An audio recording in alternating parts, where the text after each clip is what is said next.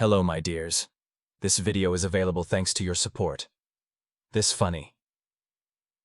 The story begins with the fact that it was very hot in the city. The high temperature literally melted the asphalt. The huge high-rise buildings accumulated heat, and people tried to hide in the shade from the sun's rays. The girl tried to escape the heat in her room and waved her fan vigorously, directing the air currents into her face. The beauty noticed that she was literally melting from the hellish heat and was being roasted by the sun's rays that were able to shine through the window. But to the great regret of the girl herself, her phone rang and she had to get out of bed. The girl immediately guessed that she was being bothered by clients she had not heard from since the morning. The girl started looking for her slippers, and the phone continued to ring annoyingly. The beauty realized that she should turn off the sound so that she would not hear calls in the future. The girl's hand grabbed the telephone receiver and she changed her displeased tone to a more affectionate one. The girl introduced her service store 4Cs and asked how she could help. The girl was told on the phone that the air conditioner had broken down and they urgently needed to fix it. The girl said that her worker had sunstroke due to the intense heat, but she would send him anyway. The voice on the phone said he would pay $100, but the girl began to bargain, citing the worker's poor health. The client immediately increased the amount to $200, and the girl replied that she would immediately send a worker. The beauty entered Li Ching's room and asked him to get up quickly because he was going to work now. The guy did not react to the girl's words and remained lying helplessly on the bed. The girl asked the worker not to pretend to be dead and said that she had received an order at the place of fixing alternating current. Li Ching asked Flora to have mercy on him and said that he might just die from sunstroke. The girl tried to persuade the guy with a generous tip from a rich client, but the worker was not very interested. Flora decided that she couldn't persuade the guy with money, so she said that the client had a very sweet voice. The girl said that the client was apparently a beauty who was currently at home, and it would be inappropriate to send a guy there. Li Ching immediately got out of bed and called it torture to live in such heat with a broken air conditioner. The guy said that he had to help the client, after which he found out the address where he should go. A few minutes later, Li Ching was already riding his scooter straight to the girl's aid. The guy looked at the residential property and concluded that the client was apparently really rich. The guard stopped the guy and began to ask him why he had come here, to which Li Ching replied that he was here on behalf of Madame As. The man led the boy along and said that he had to register first before entering this hotel. Li Ching found the right door indicated in the address and began to examine the door. The guy found the doorbell and began to actively press it to attract the attention of the owner. Li Ching asked if anyone was home and realized that he didn't want to just knock on someone else's door. The guy tried to get through to his mistress for a long time, but he was unsuccessful. A female voice asked through the door who had come, and Li Ching realized that he shouldn't have come in such hellish heat. Mrs. Ace opened the door and a stream of sweat was running down her face. The girl asked again if the guy had come to fix the air conditioner. Seeing the girl, Li Ching became very embarrassed and said that he was the same guy she had called on the phone. The girl apologized to the guy for waiting for her for a long time and explained that she was taking a shower. Mrs. Ace opened the door fully and invited the worker inside. Li Ching went inside with his entire set of tools, and the girl kept complaining about the heat. A frustrated Mrs. Ace said she started sweating again as soon as she got out of the shower. Li Ching said that he too had been feeling quite hot lately. The guy asked about the air conditioner that needed to be fixed, and the girl invited him into her bedroom. Upon entering, the boy immediately noticed a sweet smell that wafted throughout the room. Li Ching looked at the air conditioner and said that it was too high, and asked the girl for a chair. The girl said that she would now bring one chair, and the guy thanked her for it. The worker was sorting out his tools and thinking that his client was very beautiful. The guy suddenly turned around to the girl's bed and found her underwear there, which she had put on before the shower. The guy looked at the girl's clothes for a long time and became very distracted from his work. The guy realized that the girl had changed her clothes immediately after the shower, but his gaze couldn't tear itself away from the clothes on the bed. Li Ching looked at the girl's clothes and tried to understand why his attention was drawn so strongly to it. The guy's hand suddenly reached towards Mrs. Ace's clothes. The worker briefly considered whether to touch the client's underwear, but Li Ching was still able to overcome himself and grabbed his own hand, asking himself to stop. The guy told himself that he was a decent person and could not do such dirty things. Then Mrs. Ace herself returned, bringing a chair for the servant. It had been a while since Li Ching began to inspect the air conditioner. The guy said he needed to take apart the air conditioner and asked the girl to hand him a screwdriver. The girl handed the screwdriver to the guy and asked if this was the one he meant. Li Ching tried not to look at the girl and thanked her for helping him. The beauty said that she was happy to help, while the guy tried not to look at her body. Mrs. Ace asked the guy how much he earns per month at this job. Li Ching replied that he earned between 2,000 and 3,000 on good days, and between 1,000 and 2,000 on bad days, after which the girl asked if this was enough for a family. The worker said that he was earning his living, after which he named the reason for the breakdown. The evaporator coil was not working, and the girl asked how this could affect the air cooling. The guy said that the board might be damaged by water and asked to let him disassemble the air conditioner. The guy started to disassemble the air conditioner and the doorbell rang again. The girl said that she would now go away to open the door and asked the guy not to be distracted from work. Ching let out a sigh of relief and thought that he would finally be able to quickly finish his work since no one would distract him with conversations. The guy removed the board and said that he could fix everything in literally 5 minutes. A little more than 5 minutes had passed since Ching removed the board from the air conditioner. The guy started putting the air conditioner back together after he fixed the problem. Ching began to collect his tools and realized that he was sweating again, which meant he would need to take a shower when he returned. The guy discovered that Mrs. Ace was not around and wondered where she had disappeared to and why she hadn't returned for so long. Ching had already started to leave and thought that perhaps her husband had returned. On the way out, the worker heard a man reporting to his boss about capturing the target. The guy realized that the sound was coming from the living room and suspected something was wrong with all this. The guys in suits gathered around the tied-up girl, and one of them promised his boss to return Mrs. Ace. The guy watched everything from around the corner so that no one would notice him, so he couldn't find out everything. At first, Ching did not understand what was happening, but over time he realized that this was an invasion with kidnapping. At first, the worker did not understand what to do and wanted to figure out how to hide as far away as possible. The guy appreciated the girl's good qualities. For example, she is not arrogant and is a very open person. Ching realized that during the entire time he worked, the girl did not look down on him and was very sweet. The guy was faced with a choice. Should he interfere in trouble and help a girl he barely knew? The leader of the thugs ordered his men to put the girl in the car. The man warned the kidnappers not to attract attention from others, and Ching realized that he didn't have much time. The guy couldn't think of anything smarter than to simply enter the living room disguised as an ordinary worker. Everyone, including Mrs. Ace, turned to look at the guy and began to watch him closely. Ching immediately played dumb and said that he had never seen so many guests at his client's place. The main kidnapper ordered the guy to stop and freeze. The toolkit fell from the worker's hand and Ching stood like a pillar.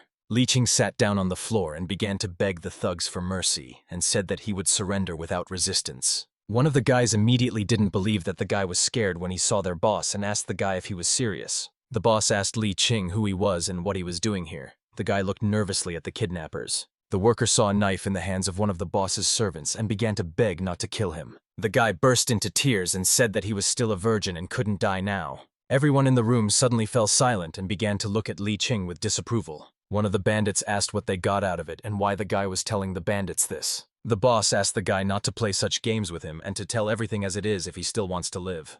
Ching told the truth that he was a worker who came to fix the air conditioner. The boss turned to Mrs. Ace and asked if this guy was really an ordinary repairman. The girl tried to buy time for the young man to call the police, but she couldn't expect him to just run out. The tape was removed from Mrs. Ace's mouth and she confirmed that Ching had come to fix the air conditioner, after which she asked the guy to let go. The guy became even more hysterical and asked to be let go, saying that he was seeing the girl for the first time. The boss called Zach over and continued to look at the guy sitting on the floor. The man asked his henchman to kill the worker, and Ching became very nervous. Zach didn't understand why they would kill a simple repairman and tried to dissuade his boss from doing so. The big guy said that this guy saw their faces and could contact the police. The boss came to the conclusion that Ching knew too much about them and must die. The boss told Zach that this was his chance to prove his loyalty to him and sent him to Ching. Zach assured his boss that he would do everything cleanly and neatly, although he himself did not want to kill the guy. The scumbag said that Ching could only blame his own failure for this, and pointed the knife at him. Zach said that he didn't want to torture the guy and would give him a quick death, after which he swung the knife.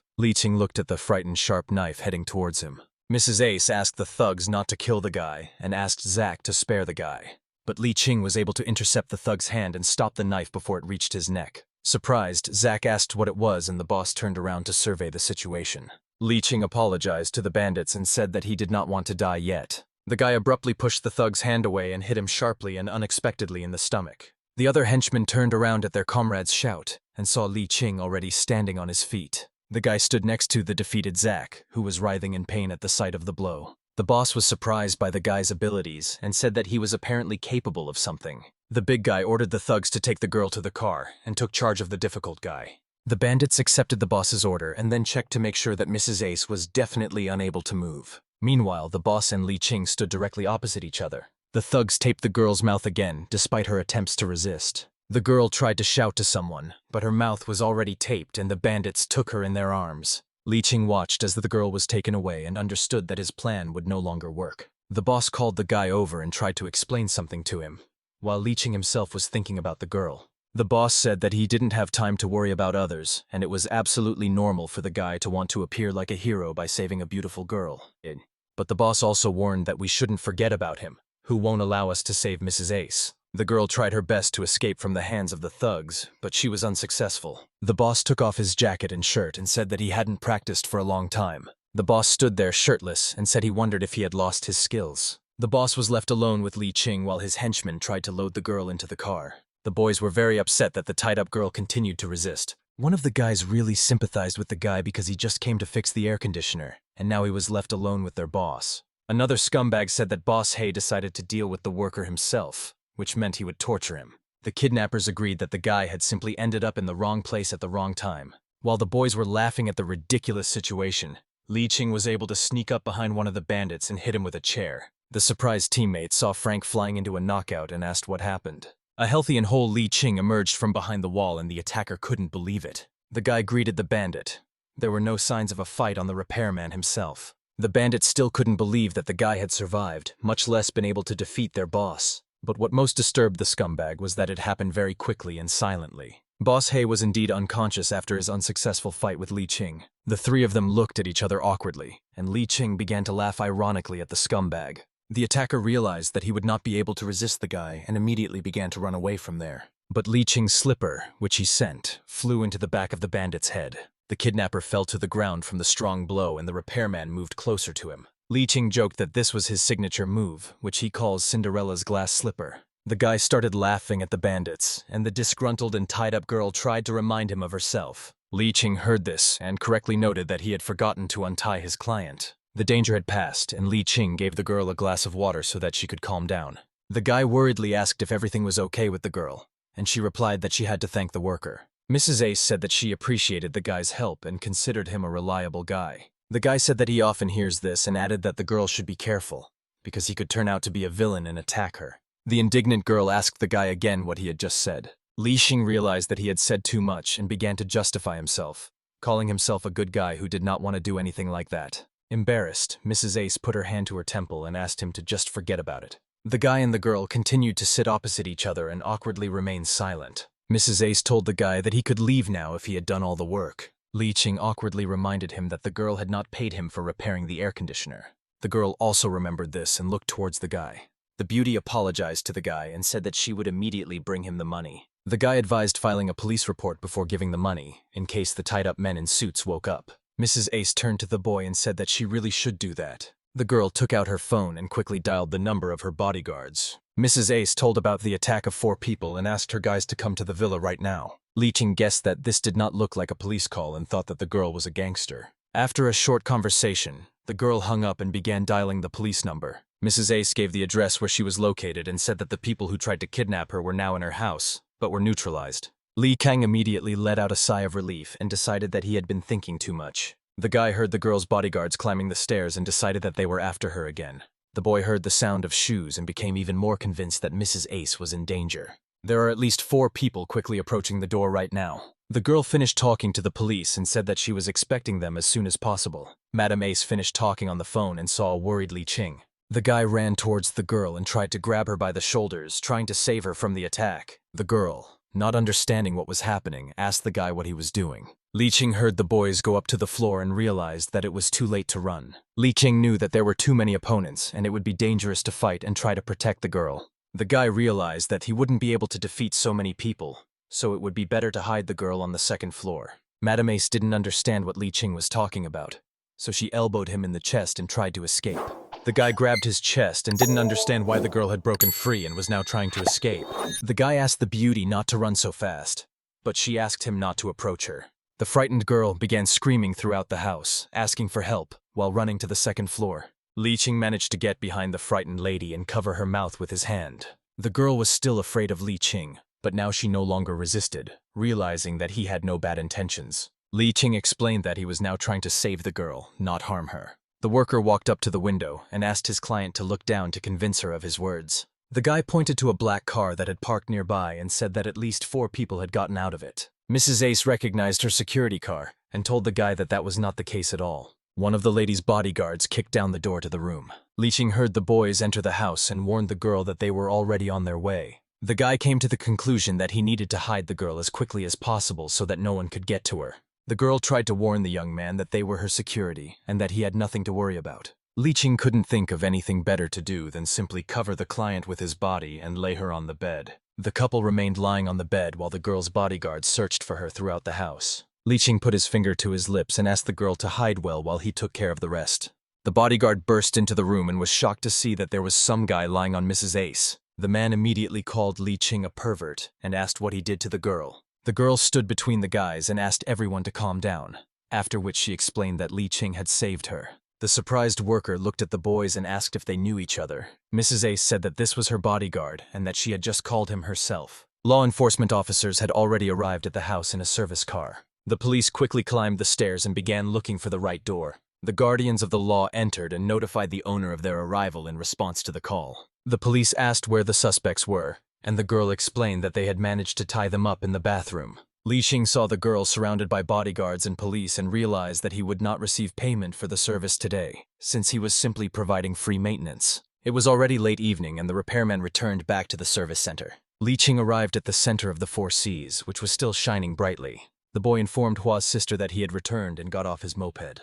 Hua asked why the guy came back so late. Was he having some kind of affair? Ching said that he almost died and added that housekeeping was too dangerous. The girl said that the guy looked pretty cool and asked what little Ching did that almost killed him.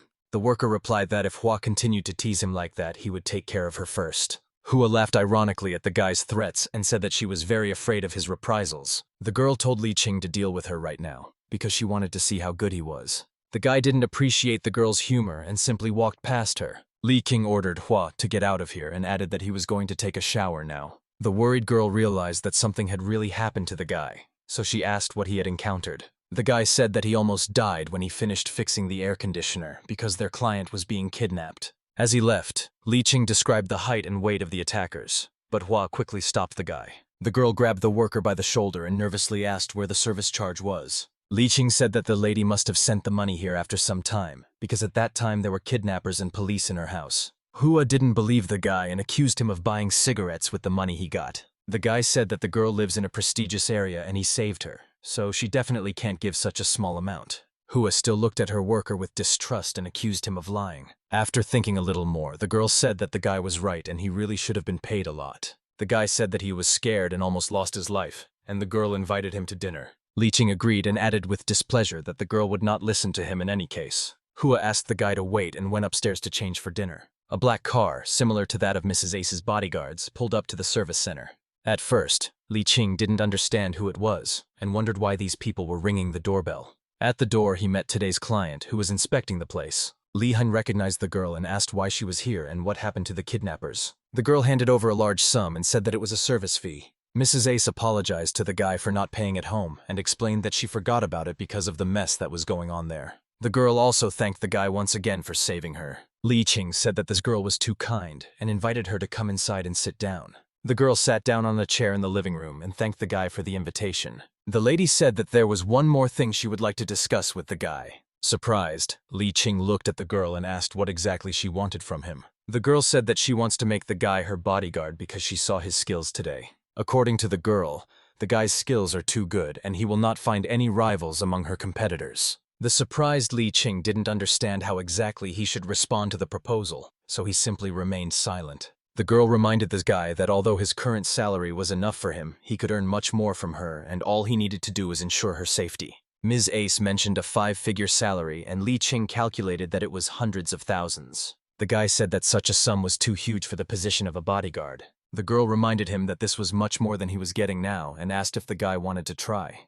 Ching thought about it and said that unfortunately he couldn't do it. The uncomprehending Mrs. Ace did not expect a refusal and asked the guy again why he refused. The guy said that he had never worked as a bodyguard and was also used to working here, and did not want to go anywhere. The girl tried to change the guy's mind, but eventually resigned herself and said that she would not persuade him. But Mrs. Ace was not going to let the guy go just like that and asked him to think about it. For feedback, the girl left her business card and indicated her phone number. Before leaving, Mrs. Ace said that the guy could come in the morning, but now she had some things to do. Hua, who came up, did not find the girl and asked Ching who came. The guy said it was today's customer who brought the service fee. Seeing the money, the girl immediately pounced on it and snatched it from the guy's hands.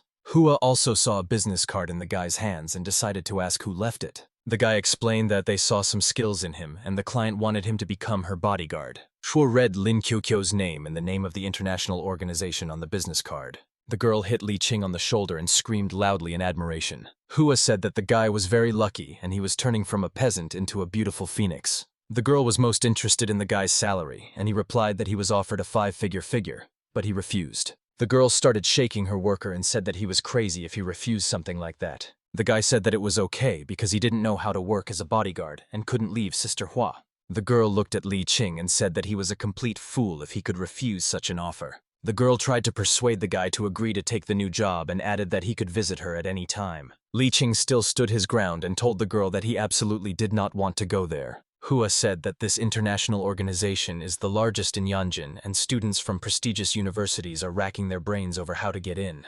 And fate gave the guy this opportunity. Li Xing repeated once again that he did not want to do this, and it was better for him to be closer to Hua. The girl yelled at the guy and asked him to stop talking nonsense. The girl reminded the guy that she took him in because he was homeless.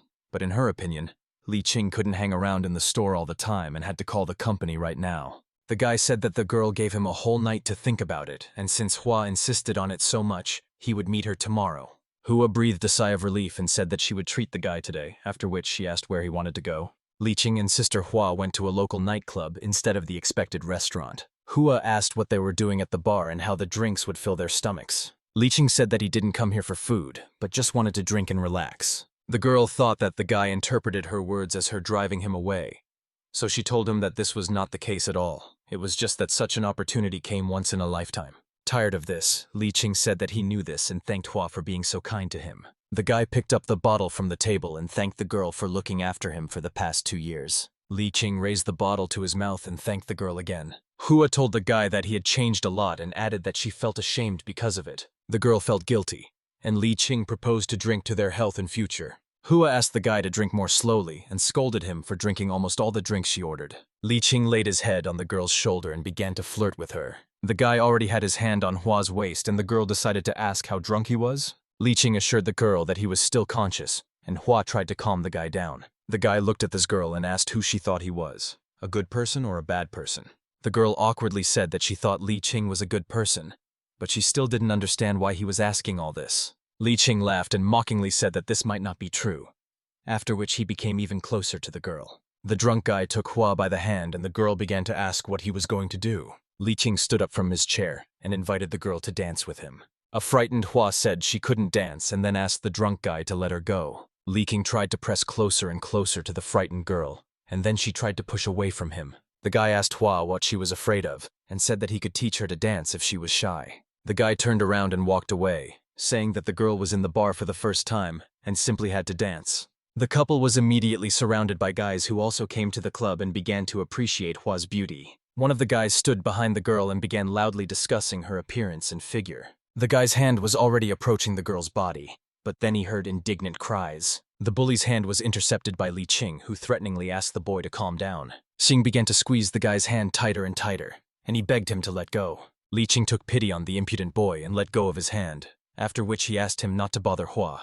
But the guy couldn't stand this kind of attitude towards himself and asked Ching if he knew who he was dealing with. Another guy had already approached Li Ching from behind and swung at him, but Ching's reaction was much faster, and now his hand was swinging at the attacker. The guy managed to give the bully a strong slap and throw him aside, but Li Ching didn't stop there and continued to beat up the impudent thug. For a long time, the guy beat up the local guys and taught them how to communicate with girls. After a short fight, the thugs offendedly told Li Ching to wait for his punishment. After the threats, both boys quickly ran away, leaving Li Ching and Hua in a state of confusion.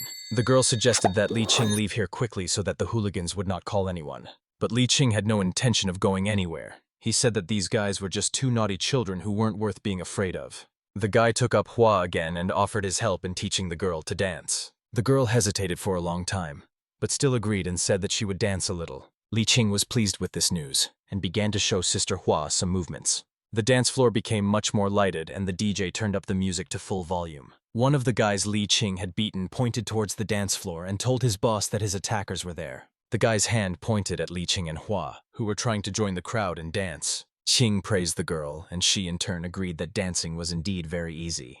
The big guy whistled and called the dancing couple over to talk to them closer. The man repeated to Li Ching and Hua once again that he was addressing them specifically. The scumbag said he was curious about how fierce the couple was, and he had imagined them a little differently. The big guy's henchmen started laughing at their boss's jokes and called him very witty. An indignant Hua ordered the two teenagers to shut their mouths and stop laughing. The boss called the girl brave and added that he likes brave girls. Hua didn't know how to respond to the scumbag's compliments, so she just kept quiet. The delighted thug said that the girl was very hot and he had hit the jackpot for the evening. Li Ching stood up for Hua and asked the thug what he wanted from them. The man laughed and said that the couple was left with only two possible options. The scumbag offered to give 100,000 as compensation for his brother's medical expenses. But there was a second option. But then Hua would have to spend the night with the boss's brothers. The teenagers were already laughing happily and assuring the guy that they would not offend the girl. The girl became indignant and called it all blackmail. But Li Ching asked her not to worry and assured her that he would settle everything. King handed the big guy a cigarette and said that it was all a misunderstanding and they didn't want to cause any trouble, but his brothers were chasing them. The thug smashed the glass of alcohol he was holding in his hands out of anger. The thug grabbed Li Ching by the collar and asked if he really wanted to blame his brothers. The big guy looked at Hua again and said that the girl asked for his brothers to pester her. Li Ching realized that there would be no more negotiations, so he hit his boss in the face. The terrified henchmen saw Ching knock out their boss's tooth and began to scream. One of the guys swore that he would kill Li Ching, and then turned to face the crowd of his friends. The scumbag called everyone to catch and beat up the new visitor. The owner of the club heard all this and ordered the security to throw the instigators of the fight out and call the police. A police squad quickly arrived at the scene in a police car, as the owner had requested. The officer ordered her patrolman to immediately detain everyone involved in the fight. A few hours later, all the boys were taken to the police station. The staff made the boys do squats and began to lecture them on how they were wrong to get involved with gangs. The policewoman pointed a lamp at Li Ching and began asking him his name and where he was from. The guy covered his face with his hand and said that he was going to go blind, and he also added that the girl had watched too many crime films. The employee was not in the mood to listen to the guy's jokes and asked him to answer the question. The guy didn't want to answer all the questions quickly, so he just gave his name. Hua was also at the station and explained to the police officer that they were innocent because the hooligans were the first ones to confront them. During the interrogation, the policewoman tormented Li Ching with questions about the Black Tiger Gang and why he fought with them. The guy, of course, didn't understand what was being discussed, and said that he was an ordinary person and was not in a gang.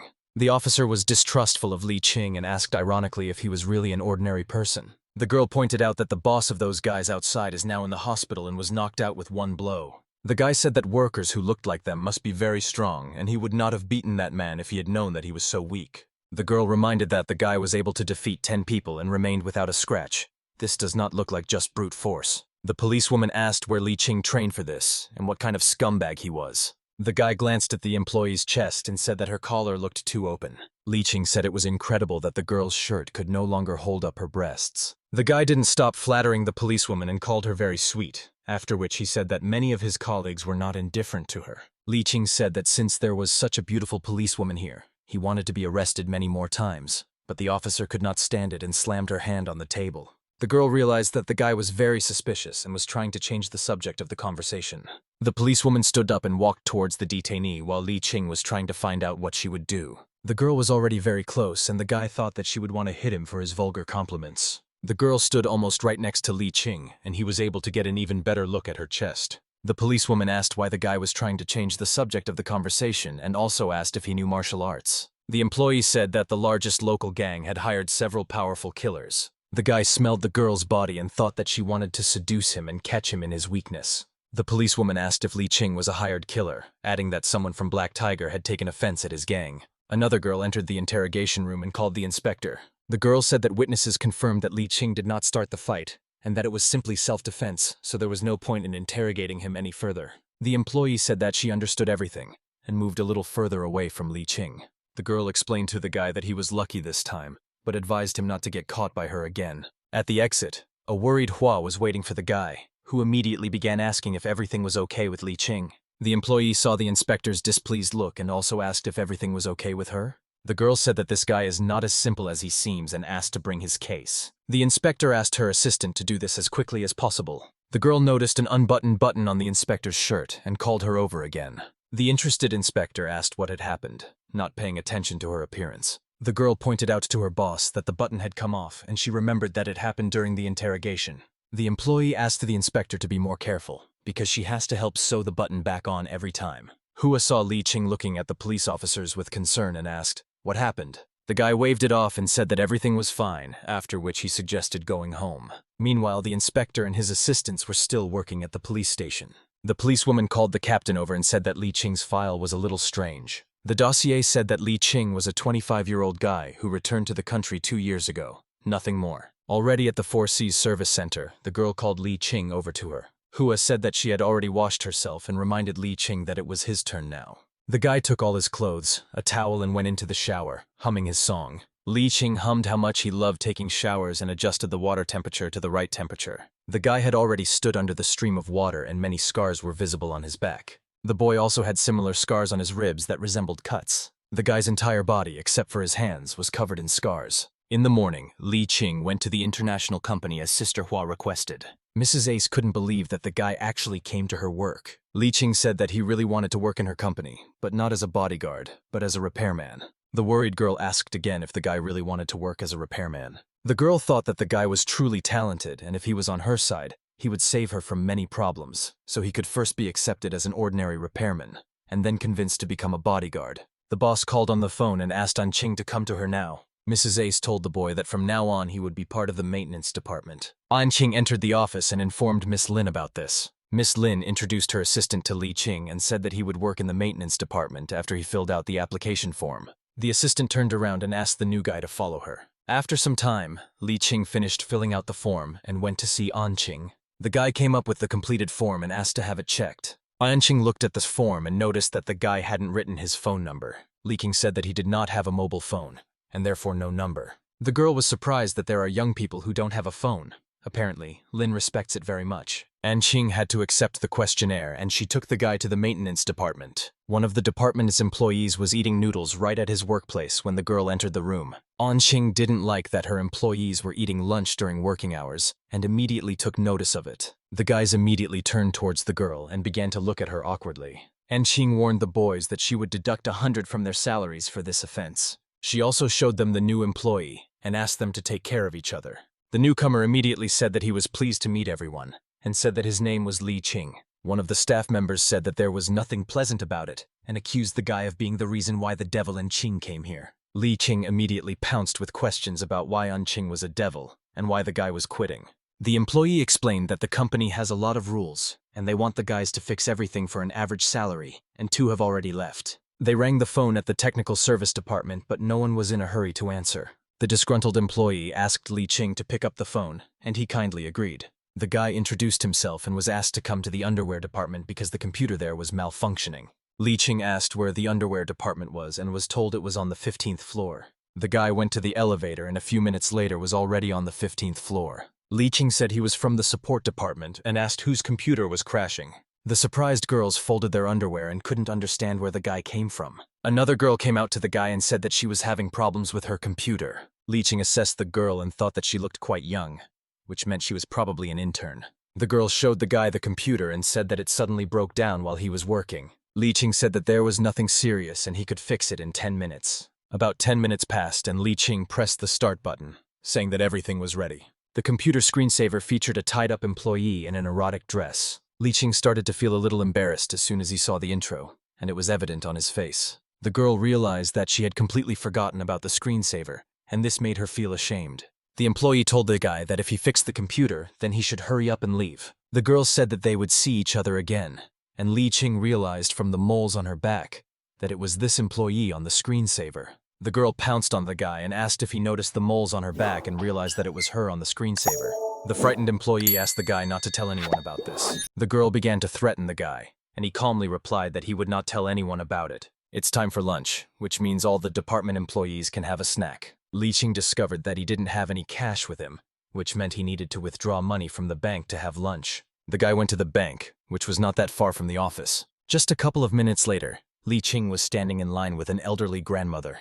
The guy heard 2 guys discussing the upcoming robbery and became very wary. One of the attackers asked his partner to shut his mouth and wait for a signal, and Li Ching realized that this was a strange conversation for bank visitors. The guy realized that 2 people definitely wouldn't want to rob the bank, because there were a lot of people there. Li Ching saw Lin Qiu with a suitcase in her hands and wondered what she was doing here. The guy noticed the suitcase in her hands and guessed that it was filled with money. A picture of everything that was happening immediately formed in Li Qing's head, and he realized that this could all end very badly. The guy grabbed his boss by the hand and asked her to stop immediately. The girl recognized Li Qing and asked how she could help him and why he grabbed her hand. Li Qing said that there was something wrong with this bank and asked the boss to leave. Qing approached and slapped the guy on the hands, and he let go of his boss. Lin Qing said that if the guy needed something, he could say so. But touching Madame Lin was forbidden. The guy immediately got nervous and said that he didn't want to do it. He tried to warn them. But before Li Qing could warn about the upcoming robbery, shots were heard in the building. The masked robbers ordered everyone to lie down on the ground and not move. Otherwise, they would open fire. One of the robbers ordered everyone to hide their hands behind their heads and move quietly into the reception area. And he also warned that he would kill anyone who tried to escape. Li Qing told the frightened girls not to panic and to do whatever the bandits said. The guy also told this girl to hand over the suitcase to the robbers if they saw it. The robber fired another shot into the ceiling and asked the visitors to move quickly to the reception area. Another shot rang out and shouts for people to hurry to the reception area. The reception area was empty in the meantime, but people began to listen to the robbers. The armed bandits also warned everyone to leave their phones there. Li Qing immediately began to analyze the robbers and realized that this was not their first case, but only one of them was armed. The bandits had everything clear. 4 people in a group, 3 controlled the crowd, while 1 watched. But there is something strange. One of the bandits tried to break the glass with a fire extinguisher, but it didn't work. This is what seems strange to Li Qing, because the guys were supposed to be professionals. The guy with the fire extinguisher told the boss that glass can't just be broken. But the leader said that otherwise they would not get the money, so he forced his ward to continue beating. Li Qing noticed that the chief robber kept looking at his watch, as if he was waiting for something. The guy realized that the robbers didn't know about the bulletproof glass in the bank, but that's strange because they don't seem like idiots. The guy had a drawing in his hands, and Li Qing immediately began to look at it. There was a girl in the picture who looked very much like Lin Chu, and the guy found it strange. Li Qing guessed that perhaps the main goal was not robbing the bank at all. One of the bandits turned towards Li Qing and pointed his finger at him. Li Qing thought that he had been exposed and even became a little nervous. The masked thug ordered the guy to stand up and continued pointing his finger at him. But the bandit didn't mean the guy, but the 2 girls who were behind him, Lin Chu and Qing. Li Qing realized that it would be very bad if the robber recognized the girl from the drawing. The bandit actually started comparing Lin Chu with the girl in the picture. Li Qing knew that this could be the last straw, so he started shouting his boss's name. The 2 robbers began to look at each other, not understanding the guy. Li Qing hugged Qing to confuse the robbers and said that he would protect her. The girl didn't understand what was happening while the guy was confessing his love to her. A frightened Lin Chu stood next to the bandit and looked at her drawing. One of the robbers asked the guy again what he called the girl. Li Qing stood in front of the girl and asked the robbers what they wanted to do with Lin Chu. Qing didn't understand why she was being called by the boss's name, but she noticed the surprised looks of the robbers and guessed that Lin Chu was their target. The robber asked the girl again what her name was. Qing realized that it was time to play along and said that her name was indeed Lin Chu. One of the bandits told the boss that he saw some similarities between the girl in the picture and Qing. But the boss was not so simple and said that he did not think so and that they were trying to deceive them.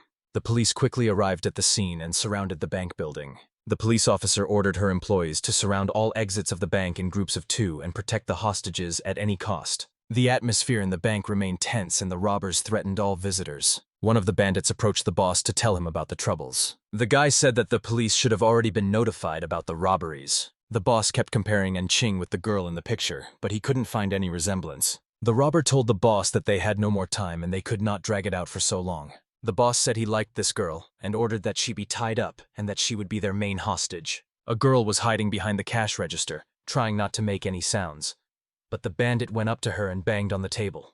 The thug said that he saw a worker there and pointed a gun towards the cash register. The bandit said he saw a small clerk hiding under the table. The robber ordered her to immediately throw all the money out the window or he would shoot her in the head. The girl didn't even think about resisting and threw out a huge bag of cash. The accomplices kept reminding the boss about the time and asking him to hurry. The boss ordered to take the hostage with us and get out of here. But the bandit was stopped by Li Qing, who suddenly grabbed his leg and asked him not to do it. Li Qing said that he could not live without Chu and asked the robbers to take him hostage too. The boss called the guy crazy and ordered him to get away from him immediately. One of the accomplices advised the boss to take the guy with him, citing the fact that they had no time left. The bandits said that the guy was really crazy. They also added that there were a lot of girls around and it was not worth making such sacrifices. A huge police squad was already meeting the robbers outside the bank. The police officer reminded all officers to be careful and protect the lives of the hostages. After a short briefing, the policewoman gave the command to move out, and all the cops began to carry out their tasks. The robbers, meanwhile, simply drove past the police with the hostages in the car. The street the robbers were driving along was completely empty, and there were no police there. The bandits started laughing loudly and said that these policemen were so stupid. Lin QQ told the police that they were too late and the robbers had just left with the hostages and money. The policewoman ordered Officer Lee to check the camera footage and determine the make and model of the robbers' car. The officer also asked to inform the traffic police so that they could help them and set up checkpoints on the roads leading out of the city. The girls said that it would be difficult to find the criminals if they left the city, so they had to catch them before the robbers did it. The robbers followed their route, adhering to all traffic rules so as not to stand out from the crowd. One of the thugs asked the boss what they were going to do with this guy later. The boss took off his mask and said that they would bury the poor guy as soon as they left the city. The employee said that she checked the car's license plate, but it turned out to be fake and did not belong to this minivan. The policewoman realized that the fake numbers were an indication that the robbers were not stupid. The girl said that the robbers know exactly how to evade the police and it will be difficult for them to catch them. The policewoman said that even if they changed the numbers, they still wouldn't be able to get through the checkpoint and leave the city. But they might have a backup plan. Li Ching guessed that the police were already looking for the criminals, but it was impossible to tell from their appearance that they were worried, which meant that they had an ace up their sleeve. The car stopped and one of the bandits said that they had arrived at the place. Li Ching looked around the area and tried to understand why they were brought here. The guy tried to understand what was going on here, but couldn't find a clear answer. The driver asked all passengers to hold on and prepare for a sharp jerk. The car began to accelerate, and Li Ching noticed that the driver was speeding too much. The guy thought they would collide with a truck if the driver continued to speed up. The robber's minivan began honking loudly at the truck driver driving in front of them. The frightened Ching already thought that the robbers wanted to kill them all by colliding with the truck. But it was not just like that, and the truck driver opened the rear luggage compartment lid from his cabin. The minivan driver took good aim to drive inside at high speed, and now the car was able to climb into the cargo compartment of the truck at high speed. One of the criminals turned his attention to Li Ching and said that this frightened boy thought that they would crash into a truck. The guy said he would rip the tape off the hostage's mouth, but another criminal began to warn him against it. The criminal took off the tape and said that the guy risked his life for Lin Chu because she was the CEO of a prestigious company, but this time there would be no reward for his heroism. The guy asked if the criminals knew Chu, and they replied that if they didn't know, they wouldn't have kidnapped her. The boss ordered everyone to shut up and also get out of the car along with the hostages. In the back of the truck, Ching could be heard trying to say something through the tape. Li Ching apologized to the girl and said that he really didn't understand what the girl was trying to say. The truck driver knocked on the door and informed the boss that they had arrived at the location. The truck was in a mountainous area where a slope into the water could be seen. The car in which the robbers escaped from the bank went straight into the water. The entire group of criminals took the hostages out, and they watched as the car sank. The boss said that the police would not be able to find them now, because the car they escaped in was no longer there. One of the criminals asked again what they would do with the brave young man. The boss said he remembered the shovel that was left in the car, hinting that they were going to bury him now. The criminals said that he would now get a shovel and they would bury the guy near the shore. The truck driver said that there were only rocks around and the criminals would not be able to bury him here. The boss asked what to do and the old driver suggested burying the poor guy on a deserted hill. The frightened Ching couldn't believe that Li Ching was about to be buried, but the guy himself remained calm.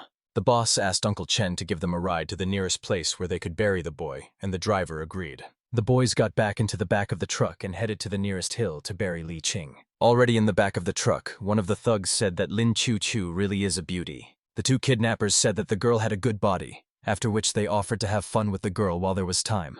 The boss said that if the guy cared about his friend, then it was in his best interest not to do anything with the girl because he and Kay couldn't do that. The boss reminded them that they had to deliver the girl to the villa that night, and after they handed over and received the money, they could have fun with whoever they wanted. Li Ching sat next to Ching and began to laugh loudly after hearing the robber's words. The boss asked the guy why he was laughing, and reminded him that they were now on their way to bury him. Li Hing replied that he was laughing at the boss, or rather at how stupid a pig he was. The boss couldn't believe his ears for a couple of seconds and decided to ask the hostage again what he said. The criminal asked the driver to drive faster, but the old man said that it was dangerous and there was no need to rush. The guy explained that they had captured this guy because they had no choice. He was unpredictable, and now they were in a hurry to get rid of him. The boss grabbed Li Ching by the collar and said that judging by his provocations, the guy wanted to die as quickly as possible. Li Ching was calm and said that the kidnapper had made two major mistakes. The boss asked what mistakes he had made and Li Ching began to explain to him. The guy hit the criminal in the stomach and said that he shouldn't have come near him. The surprised accomplices began to look at each other and ask how he managed to free himself. Ching did not waste any time and began to finish off the boss of the criminals. The guy managed to cope with the first 2 blows, but the last one became the final one for him. The boss of the thugs collapsed onto the floor of the truck, and the surprised Ching couldn't believe that the repairman had managed to knock out the bandit. The accomplices immediately ran to their leader and discovered that he was unconscious. The mobile phone fell out of Ching's hands, right next to his feet. The scumbag quickly found out that it was his phone and asked the guy how he got it. Ching said that earlier, when he was talking in the minivan, he managed to borrow a mobile phone. The second criminal asked in surprise whether the guy had already been released at that moment. Ching picked up the phone, apologized for dropping it, and thanked him for the opportunity, then added that the police would be here soon. The thugs attacked Ching and began calling him a freak and threatening him with death. A scuffle broke out in the back of the truck and the vehicle could be heard shaking. The guy who was sitting in the cockpit said that there were very strange sounds coming from behind. The old man assumed that the long-haired guy couldn't control himself around a beautiful girl. After a small fight, Ching managed to tie up all the criminals and tape their mouths shut. The guy said that he was first waiting for the opportunity to deal with the group's boss. Ching handed the gun to Ching and said that he had a task for the girl. The guy asked the girl to help him look after these 3 criminals. Ching asked Ching what he wanted to do, and he replied that he was going to stop the truck. The truck continued to drive at its speed, while Ching thought about his plan. The guy opened the door and began to examine the body from the outside to see what he could grab onto. Ching asked why the guy opened the doors. Was he really going to jump? Ching asked what would happen to the girl if he jumped out and ran away from here. The guy said that he himself dragged the girl into all this, so he will take responsibility and return her safe and sound. Ching got out of the truck and tried to feel the top of the door to grab onto. The guy was able to grab the top of the door with his hand and began to reach. Ching was amazed and couldn't believe that a maintenance worker could do such a thing. The guy quickly rose up and turned his body so as not to fly off. Ching managed to climb onto the roof, from where he could walk all the way to the cabin. The criminal was able to see something wrong in the mirrors, and this alerted him. The thug asked the driver to wait, and he asked what happened this time. The scumbag said he just saw a shadow on the roof of the truck through the mirror. The guy said that he hadn't imagined it, and added that he would go up now and check everything. And he also asked the old man not to stop. The scumbag came out of the driver's cabin, and Ching was already waiting for him from above. The truck picked up speed, and the driver drove as if nothing had happened. The bandit began to examine the roof of the truck in an attempt to find the unwanted guest. The thug had a gun behind his back, but he couldn't notice anything on the roof. Ching HID on the other side of the truck and waited for the criminal to return to the cabin. The intruder turned away, and Ching felt that now was the best moment. The guy noticed a pistol in the bandit's hands and realized that he needed to disarm him first. Ching jumped towards his opponent to knock the gun out of his hand. The guy succeeded, and the gun fell out of the robber's hands onto the roof. The sound of weapons hitting the metal lid of the truck could be heard. The frightened bandit began to turn around and ask who else was here besides him. After a few seconds, the robber was finally able to get a good look at Ching and recognized him. The scumbag asked where the boss and the other robbers were. Ching asked ironically what the guy himself thought happened to them. The bandit began to put brass knuckles on his hands and said that Ching was a very capable guy. Ching assessed his opponent and realized that it would not be so easy for him to win because of the brass knuckles. The robber took a stance in front of the guy and prepared for a serious fight. Ching said that it might sound strange, but he hadn't been so excited in a long time. The boys exchanged angry glances and began to fight right on the roof of the truck. The bandit decided not to wait for Ching and to strike first. The first attempt missed, and Ching managed to dodge the blow. The guy also managed to block the second blow. But this bandit was no longer such a simple opponent. The scumbag continued his series of blows to the poor guy. Ching tried to stay on his feet after receiving powerful blows from his opponent. After unsuccessful attempts to strike with his fists, the kidnapper began to use his legs. The guy started kicking Ching, but he didn't let a single blow reach its target. The bandit said that he overestimated the guy and thought that he had at least some ability. Ching told the opponent not to be so arrogant because he did not expect his good kicks. Ching explained that although he had been idle for 2 years, he still did not forget to train. The guy wasn't tired at all and told the scumbag to continue. Uncle Chen was surprised that the bandit was checking the roof for so long. The driver didn't want to lose such a large order, and he sincerely rooted for the guy. Despite his fears, the old man continued to drive and did not check anything himself. The scumbag continued to use his legs to break through Ching's block, but he was unable to do so. The guy noticed a gun behind him and realized what the kidnapper was up to. Ching realized that he couldn't let the bandit get his hands on a firearm. The bandit did not stop, and anger and hatred grew more and more in his eyes. The scumbag began to prepare his leg for another blow, while Li Ching thought about what to do with the gun. The bandit was already flying behind the guy to finish him off with his foot while Li Ching was reaching for his gun. Li Ching still managed to reach his weapon. Li Ching's reaction allowed him to dodge his opponent's powerful blow. But the fight wasn't over yet. The bandit still had enough strength to beat the guy with his hands. Li Ching managed to dodge the thug's fists. The surprised and angry bandit did not understand why he could not hit the guy, and this made him even angrier. Even the truck driver heard the sounds of the fight, despite the noise of the traffic. The old man began to understand that things were not going well for the bandit, and began to worry. Li Ching told the thug to give up if he didn't want to be thrown out. The scumbag didn't want to believe his defeat and looked at Li Ching with resentment. The guy reminded that this truck was heading up the mountain to bury him, which meant that if the bandit fell from here, he would probably die. The scumbag accepted the guy's terms and said that he surrendered. Li Ching asked the boy to go up to the roof and warned him not to even think about trying to do anything. The bandit obeyed the guy and began to climb back onto the roof of the truck. But apparently the scumbag had his own plans for Li Ching. The bandit stabbed the boy in the leg with a hidden knife while climbing onto the roof. Li Ching felt all the pain from the knife, but he did not fall off the truck. The guy managed to push the thug off the truck as he promised. The scumbag pressed his hands to his body and rolled down the mountain after his stunt. Li Ching realized that the thug had a hidden knife and grabbed its handle. The guy, through pain and suffering, tried to pull the knife out of his leg. Li Ching pulled the knife out of his leg and was able to throw it off the truck. While the guy was throwing away the knife, he noticed some strange man on the road. Li Ching began to look at him and realized that he seemed familiar to him. Apparently he had seen him before. It was Mr. Chen. He waved his hand at the guy and said hello. Li Ching realized that this was the same guy driving the truck. The truck was left without a driver, and Li Ching tried to get into the cabin to take control. But the door simply wouldn't open and Li Ching couldn't get inside. Li Ching realized that the old man had used a stick to block the gas pedal and jumped out of the car. The guy said there was no time to stop the truck. It would be very bad if it reached the turn. Li Ching began to bang his fist on the truck's window in the hopes of knocking it out. The glass was very hard, and Li Ching would not be able to break it quickly, and the guy forgot his gun on the roof. The truck continued to travel at great speed, accelerating more and more. Ching guessed that if the guy had left for so long and the car didn't stop, then he must have had some difficulties. Li Ching realized that they had very little time left and they would crash. There were only a few meters left before the turn, which meant that the truck would soon break through the fence and fly out of the road. But Li Ching's efforts were not in vain, and the guy managed to break through the glass into the driver's cabin. The guy grabbed the steering wheel and began to turn it to the left in order to make the turn. The passengers in the back felt a sharp turn and the tied-up bandits began to roll all over the floor. The frightened and Ching had already begun to feel that they might all die in this truck. But Li Ching seemed to have succeeded, and the truck didn't go off the road. The guy understood that the turn was too sharp and they might not make it in time. The truck entered this turn with difficulty, but Li Ching was not happy about it. The guy realized that with such a sharp turn the trailer could flip over. The truck trailer might not have been able to withstand such a sharp turn. The trailer was saved from overturning by a road barrier that was located along the entire route. Inside the trailer, Ching and the criminals were thrown around violently. A joyful Li Ching realized that everything was fine now and praised the road barriers. The police arrived at the scene, having been called by the guy while he was still in the minivan. The police ordered the truck to stop immediately. Li Ching was very happy that the police finally decided to come to his call. Police cars surrounded the truck and officers began to get out of the cars. Li Ching asked why the police were so slow, since the robbers had fled and they had only just arrived.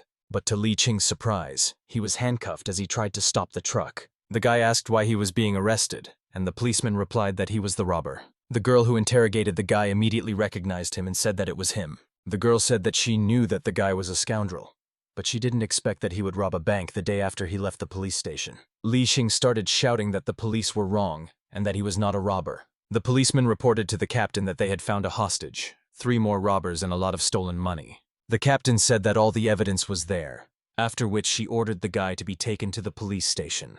Ching saw the guy being handcuffed and couldn't just watch. The girl shouted Li Ching's name and ran towards him. Ching asked the police what they were doing and asked them to release the boy immediately. Ching, worried, hugged the boy and asked if he was okay after that. The girl said that the cops arrested the wrong person, and Li Ching is a good guy. If he hadn't called the police, they wouldn't have come. Ching told the captain that she couldn't even tell the difference between good and evil, so she couldn't be a police officer. Ching demanded that the police officers hurry up and free the boy. Li Ching began to fall right in Ching's arms and the girl began to ask what was wrong with him. The policeman said that the guy was badly hurt and his legs were covered in blood. The captain ordered the guy to be carried to the car and added that she would take him to the hospital now. Li Ching was successfully taken to the hospital. The guy had already begun to come to his senses and smell the familiar smell of antiseptic. The guy already understood that he was in the hospital, but to be sure of this, he needed to open his eyes. There was a woman's hand on the guy's forehead, and Ching felt it clearly. From this, the guy began to open his eyes to find out who could come to him. It was Lin Chu who was asking if the boy had woken up from his injury. The girl asked if this boy was hungry, since he had slept for a long time, but Ching replied that he was not. But the guy's rumbling stomach gave him away, and Lin Chu understood everything. The girl asked Ching to wait while she went downstairs and bought him something delicious. The girl said that she would return soon, and Ching began to wait for her in his room. The confused protagonist was at a loss. Miss Lin suddenly became kinder, but she was still just his employer. The weather outside is warm and sunny, nothing bad, but for some reason the guy feels uneasy. After some time, the girl comes to him again, showing what she bought. She scooped up some soup, since it was hot, brought the spoon to her lips, and blew on it carefully. Already cooled, Lin tries to feed the patient, bringing it closer. The guy is very embarrassed, and the girl does not understand what she did wrong and why he has such an expression on his face. He turns to his mistress and says that she should not do such a thing. Miss is very upset by his words, because she honored Vienna in front of him. Tears appear in her eyes. The already frightened guy asks what he did wrong. Lin takes Ching's palm, which is completely bandaged. It turns out that all of his fingers were broken and he has a serious leg injury. She was very grateful for both him and Ching's salvation, yet they had stood up to protect her back then. The defense attorney replies that the main thing is that everyone remained safe and sound. The police caught the criminals and now there is no need to worry. Indeed, the girl says with a wary look when the conversation turns to the police. After this, becoming furious, she tells that Captain Tan mistook him for a robber and arrested him. And out of anger, she squeezes her hand so hard that it hurts the guy. Miss believes that it was because of her that he lost consciousness and there was a lot of blood. Ching justifies the policewoman by saying that it was an unusual situation, but the girl is difficult to convince and she wants to teach her a lesson.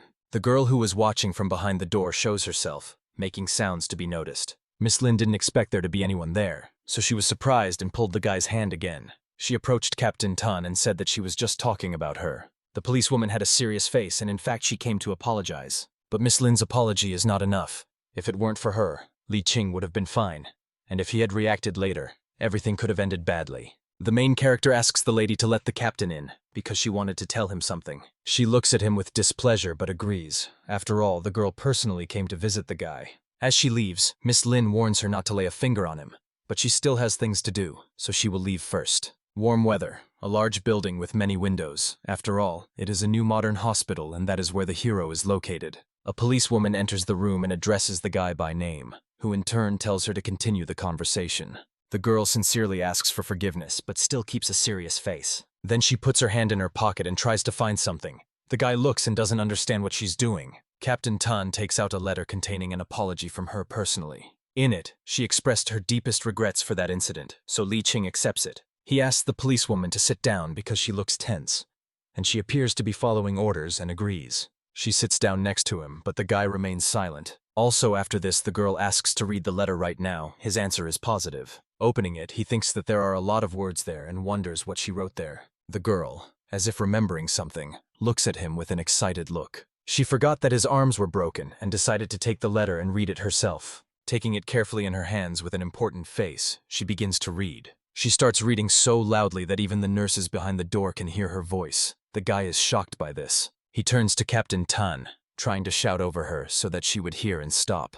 Taking it with a rude gesture, he says that there is no need to read it, and he forgives her. She looks at him with bewilderment and does not believe whether this is true, and then gratefully says that he has a big heart. She sits silently and smiles, and Ching wonders why she doesn't leave and how long she will sit here. Again, she turns to the poor protagonist, who already thinks that she is going to leave. But it turns out that no, the policewoman is going to massage his legs, and he, shocked by such a proposal, asks again. She abruptly removes the blanket from his feet, and he makes an incomprehensible sound from surprise and embarrassment.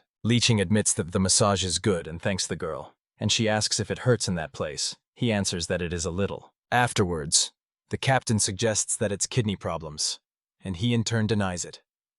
Switching the subject, the guy says that his feet stink because he hasn't washed them since being hospitalized. The policewoman shakes her head and says not to worry about her and that this is not true at all. It turns out that the hospital is surrounded by trees and an outdoor recreation area. After some time, the guy moves the blanket away and is about to get up. A puzzled Captain Tan asks him to stop because the doctor said he can't go up. The main character tries to calm her down and says that he is just going to go to the toilet. Again, she is looking for something and doing strange things, this time under the bed. And so, the policewoman takes out a strange jar and says that it is a convenient hygienic urinal. She asks to use it for the need, but the guy in complete shock remains silent. He doesn't listen to the girl and continues to stand up, saying that there is nothing scary about it. A real man can't stand a test like this bottle. And again, the girl stops him with a sharp movement, grabbing him by the shoulder. Captain Tan says she has complete confidence in his resolve, but he must follow the doctor's orders. She asks him not to worry because she took the whole day off to take care of him. She laid him on the bed and covered him with a blanket, demanding that he leave the rest to her. Once again, he took out and showed the shiny urinal, assuring that it is very convenient and hygienic. She puts him under the blanket, and poor Ching continues to look at her in embarrassment. He lets out a gasp of surprise and incomprehension, but the girl continues to do something. He asks the captain to just leave him there and he will do everything himself from now on. The policewoman insists that he cannot do without help. She asks to warn him when the device is in the right position. She remembers that he is not allowed to move his hands and then apologizes for the intrusion. The guy screams in confusion, not understanding the actions of the girl, who continues to do something. He begs her to stop, but it's too late, and they've disturbed the nurse again. Window, warm day, and view of the neighboring building. Next to it there is a beautiful plant. The guy has tears streaming down his eyes. He is sad because he can't do anything, and the girl continues to mock him. Worriedly, she asks if he can handle it, and if he just... An angry Ching says that he is fine, and she is not saying this on purpose, right? Bamboo, a stream that flows down and turns into a small puddle. The main character finds this very embarrassing. The sound is so loud, he needs to come up with something to hide it. He starts to speak unintelligibly, and the surprised policewoman does not understand what is happening. The guy decided to hum a song about summer and how quickly it passed. The girl picks it up on the fly and also starts singing a song, only this time a different one about a cold wind and a green flower. Our hero didn't like her, so why did she choose her? It's a nice day, the sun is warm, there are green trees and birds chirping outside. Our Ching's sister came to visit him, because Miss Lin said that he woke up. Captain Tan says hello while the sad protagonist lies hurt on the bed. He is pleased to see a new visitor and suggests that the policewoman go first. Sister Hua came to take care of him, so there was nothing to worry about, and she could finally have a good rest. Then the policewoman leaves and waves goodbye, but still says that she will return to visit him. The frightened protagonist already thinks that it's time to change hospitals, otherwise they'll drive him to the grave. Hua asks what's wrong with him since he looks terrible. There's a long sigh, and Ching replies that it's a long story. A relative opens the lid of the pot she brought, and it turns out she cooked porridge. The main entrance to the hospital looks good enough. What will happen next inside? The guy is fed with a spoon. He can finally eat normally with appetite and without embarrassment. And here is the last spoon. His sister brought something else for him. She rummages through her bag to find it. She takes out a plush toy. Ching always takes it with him, so she wanted to please him. Not knowing what to say, he decided to remain silent. But somehow this doll was very similar to him. Since Hua forgot to bring him a change of clothes, she decides to go back, saying that if he needs anything, he called the nurse. The boy flops down on the pillow and decides to go to sleep while the doll lies next to him. At some point he decides to turn to her. He is silent, looking at her. Suddenly the main character throws a small plush copy of himself onto the floor, after which he turns to the other side, and the doll continues to lie on the floor. A few days later at the same hospital at the main entrance, an unknown woman asks a nurse how to get to Ward 307, and she tells her how to get there. It turns out that it is Ching. She thanks the worker and moves on. The nurse's thoughts indicate that she is very elegant and beautiful. Reaching the door that they smeared on her, she is about to enter. Opening the door, she greets him and asks if Ching is there. There is silence in the room, and there are 4 guys there who look like gangsters. One of them licks his lips. He is delighted and says that people like her are his type. The woman apologizes and is about to leave, realizing that she is in the wrong room. Even in the protagonist's room, noise, screams, and murmurs can be heard coming from far away. Ching begins to frown, but still tries to ignore it and continues sleeping. Ching was being followed. Those guys followed her. They are trying to persuade her to join them and give her number. From the next door comes shouts that they are making too much noise and should be quieter. It turns out that it was Ching's voice, yet together they were able to wake him up. He is very irritated because his neighbors who came yesterday are very disturbing. Even though the nurse reprimanded them, he will not be able to sleep. Suddenly, one of those who asked for the secretary's phone number bursts into his room. Walking in with a displeased face, he asks if her boyfriend is there. The main character is confused about what is happening, and then he and the gangster make eye contact. He looks at him mockingly and thinks that he overestimated our guy. His self-esteem says that Ching looks like a useless and spineless guy, and he is no match for me, Junxiu. Ching enters the main character's room and says that she came to visit him. The guy understands that it was about her. She sits down next to him and addresses him as if he were a dear person, complaining that they are pestering her. The gangster looks at her with a dissatisfied and angry look, wondering why this cute girl is next to such a loser. Ching calms the girl down so that she doesn't worry. Afterwards, he turns to Junxiu and says that he is her boyfriend and he should leave, because Ching wants to stay with him. The gangster puts his hand on his shoulder, but it's clear from the guy's face that he doesn't like it. Junxiu offers a lucrative deal. Give the girl to him, and he will pay a good sum for it. The indignant girl says how can he think that everything can be bought with money, and her boyfriend will never agree to this. With an unperturbed face, the protagonist agrees to this deal. Ching is very unhappy about this, and the guy, in turn, with a satisfied face, says that he is waiting for his cash. The gangster is even more convinced that anyone cares more about money than about people, and that he is really very simple. It seems that the protagonist loves money very much. Junxiu asks him how much he wants. Next answer, he expects 5 million in cash, no more no less. With a serious face, Junxiu asks again if this is the exact amount. But after some thought, he agrees. Joyfully, he runs, withdraws money and asks to wait a little while because the bank is not far away, shouting from the other end that he would soon return to her. The main thing was to wait for him. At this time, the manager thinks, because the main character is not a coward, and most likely, he did this on purpose to teach him a lesson. Ching turns to Ching saying that they don't have much time. She needs help to pack her things and leave for another hospital as soon as possible before he returns. And they need to hurry, because the bank is not that close. The entrance to the bank looks ordinary, which is exactly where our lover should go. A happy guy walks out of a bank humming a song, while in the background a female employee thanks him for visiting the bank. Someone suddenly grabs him by the shoulder and apologizes, asking him to stop. To the guy's surprise, they are police officers, and someone has informed him that he is involved in human trafficking and is carrying a large amount of money. Now he has to go to the police station. White clothes, a wheelchair. It looks like they managed to get ready. Ching found a hospital to move him to a more hidden room where they couldn't get to him. The girl emphasizes that he is always so unusual. Who is he really? Ching replies that he is just an employee of the company. But the girl knows that he understood what she meant. The guy starts to philosophize, asking which personality is more important. A worker, a doctor, or a rich man. He is he, and no one else. After much conversation, it turns out that they have already reached their destination. In fact, Ching's original intention was to thank him for saving her and apologize for causing trouble at the hospital. With a smile on his face, he tells her not to worry and that it is normal for a sweet lady like her to find herself in situations like this. The girl is very embarrassed by such words, because she did not expect such words. Even a blush appears on her cheeks. Since things turned out this way, she decides to say goodbye and leave so as not to cause discomfort. He watches her go in a good mood and waves his hand after her. Ching, walking out the door, doesn't understand what's wrong with her. Her heart is beating very fast. Ever since Ching saved her, the feelings in her heart had become very difficult to describe. No matter where, no matter what, she sees him. Even a green palm tree in a pot reminds her of him. This beautiful face was imprinted in the girl's heart.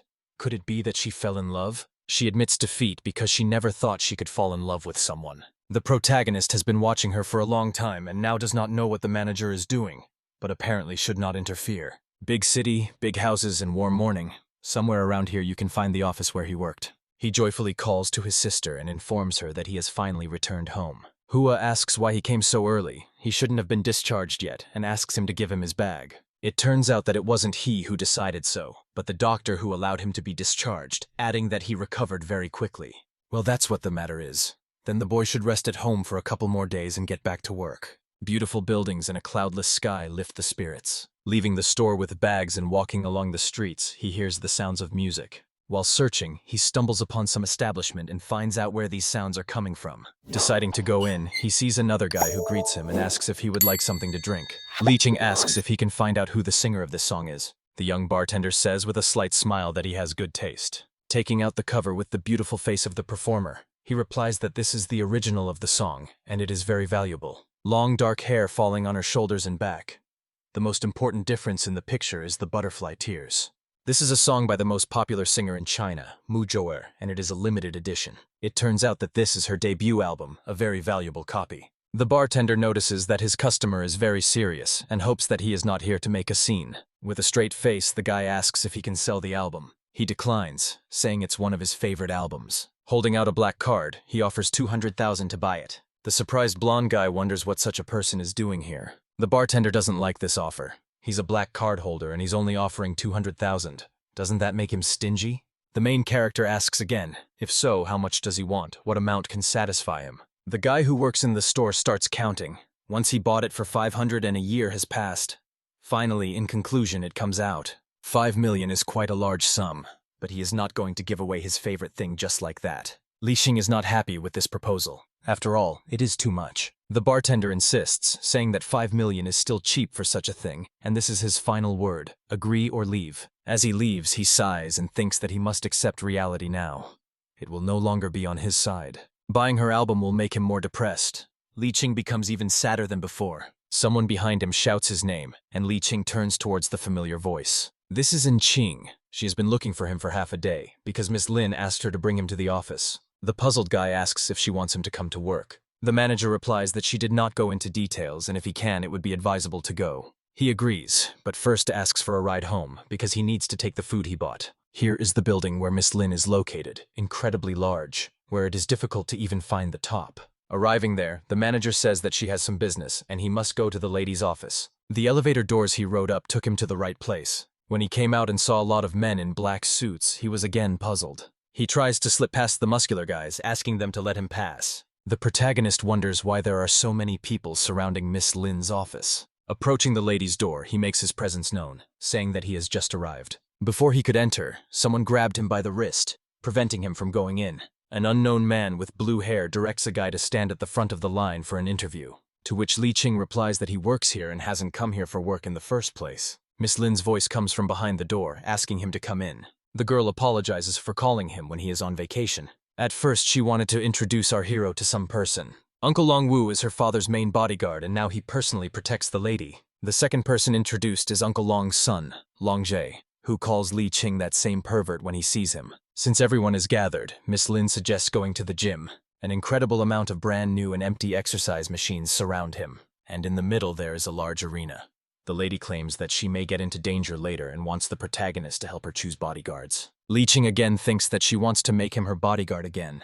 But in any case, he is not going to agree. Well, to avoid wasting time on chatter, we need to call people from outside right now. Many men line up according to their numbers, and then they have to introduce themselves one by one. The first was San, who studied martial arts for 10 years and won the national championship. The judges thought he was strong to get all the way there, so they decided to test him. Before the competition, he asks Longji to be gentle with him. Well, it's time to begin. Having entered the ring, the signal sounded to begin sparring.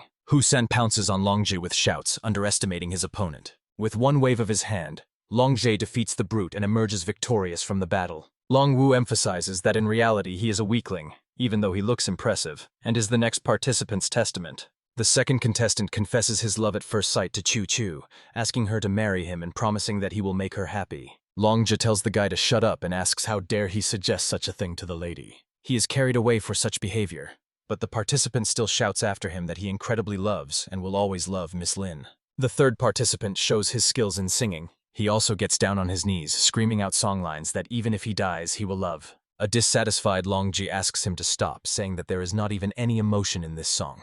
And what the hell is he singing for? He didn't come here for Eurovision. They ask in an angry voice to call the next participant. Ms. Lin points out that each candidate has many talents, but they cannot be merciful to the candidates. The next person is a familiar face. His name is Ho Yan. He has been working as a bodyguard for 3 years. Although he can't tell much about himself, he can show his strength. The girl says that he looks quite decent. Apparently she liked him. Uncle asks with a serious face if he really wants to show his strength.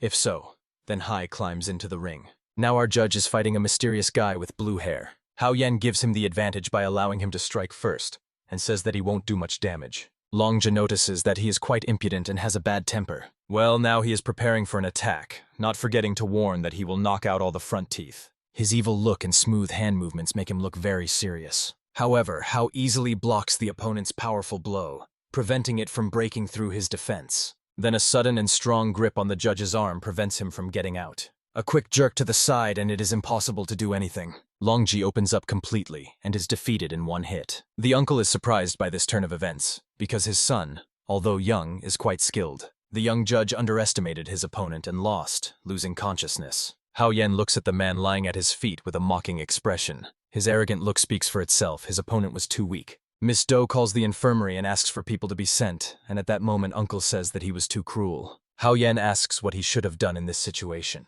In a real fight there is no room for pity, he answers his own question. He also wonders why the protagonist is here when he sees him sleeping. Miss Lin makes a remark that after all, it was not a real fight, and that it should have been softer. Hao disagrees, pointing out that if he hadn't hit him, he would have lost his teeth, and asks if she thinks the same. Miss Lin wants to know Uncle's opinion on this matter, but his power cannot be denied. But despite this, he beat Long Wu, so he needs to somehow make sure of the choice. Long Wu looks at the sleeping Li Ching and says that she will appreciate his skills and wants him to become the head of the bodyguards. After that, he points to him and says that they need to determine who is stronger through competition. If Ho wins, he will become the head of the bodyguards after his uncle.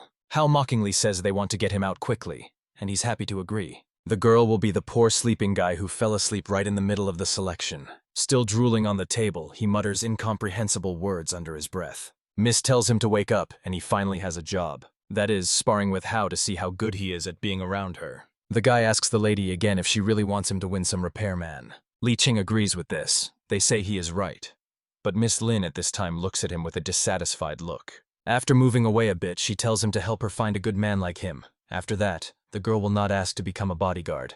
Since this is the case, Li Ching decides to agree to such a proposal, and says that he will do his best. Hao Yan thinks, perhaps despite the fact that he is just a worker, he still has plenty of strength. The protagonist asks what he is waiting for, and warns that he will not be lenient. Then at the very beginning he makes a sharp lunge with his leg. It looks like he has the mood now. The opponent dodges such a sudden blow, but loses his balance. Red drops of blood slowly flow from the wound on his cheek. He was very angry that his beautiful face was scratched. He attacks the guy, threatening to beat him to death. Are these words true? He then strikes back at him, leaving fresh wounds on his neck. The opponent grabs the shoulder, bleeding it with his hand. But the guy is not so simple, so he twists his finger on his hand with a crack.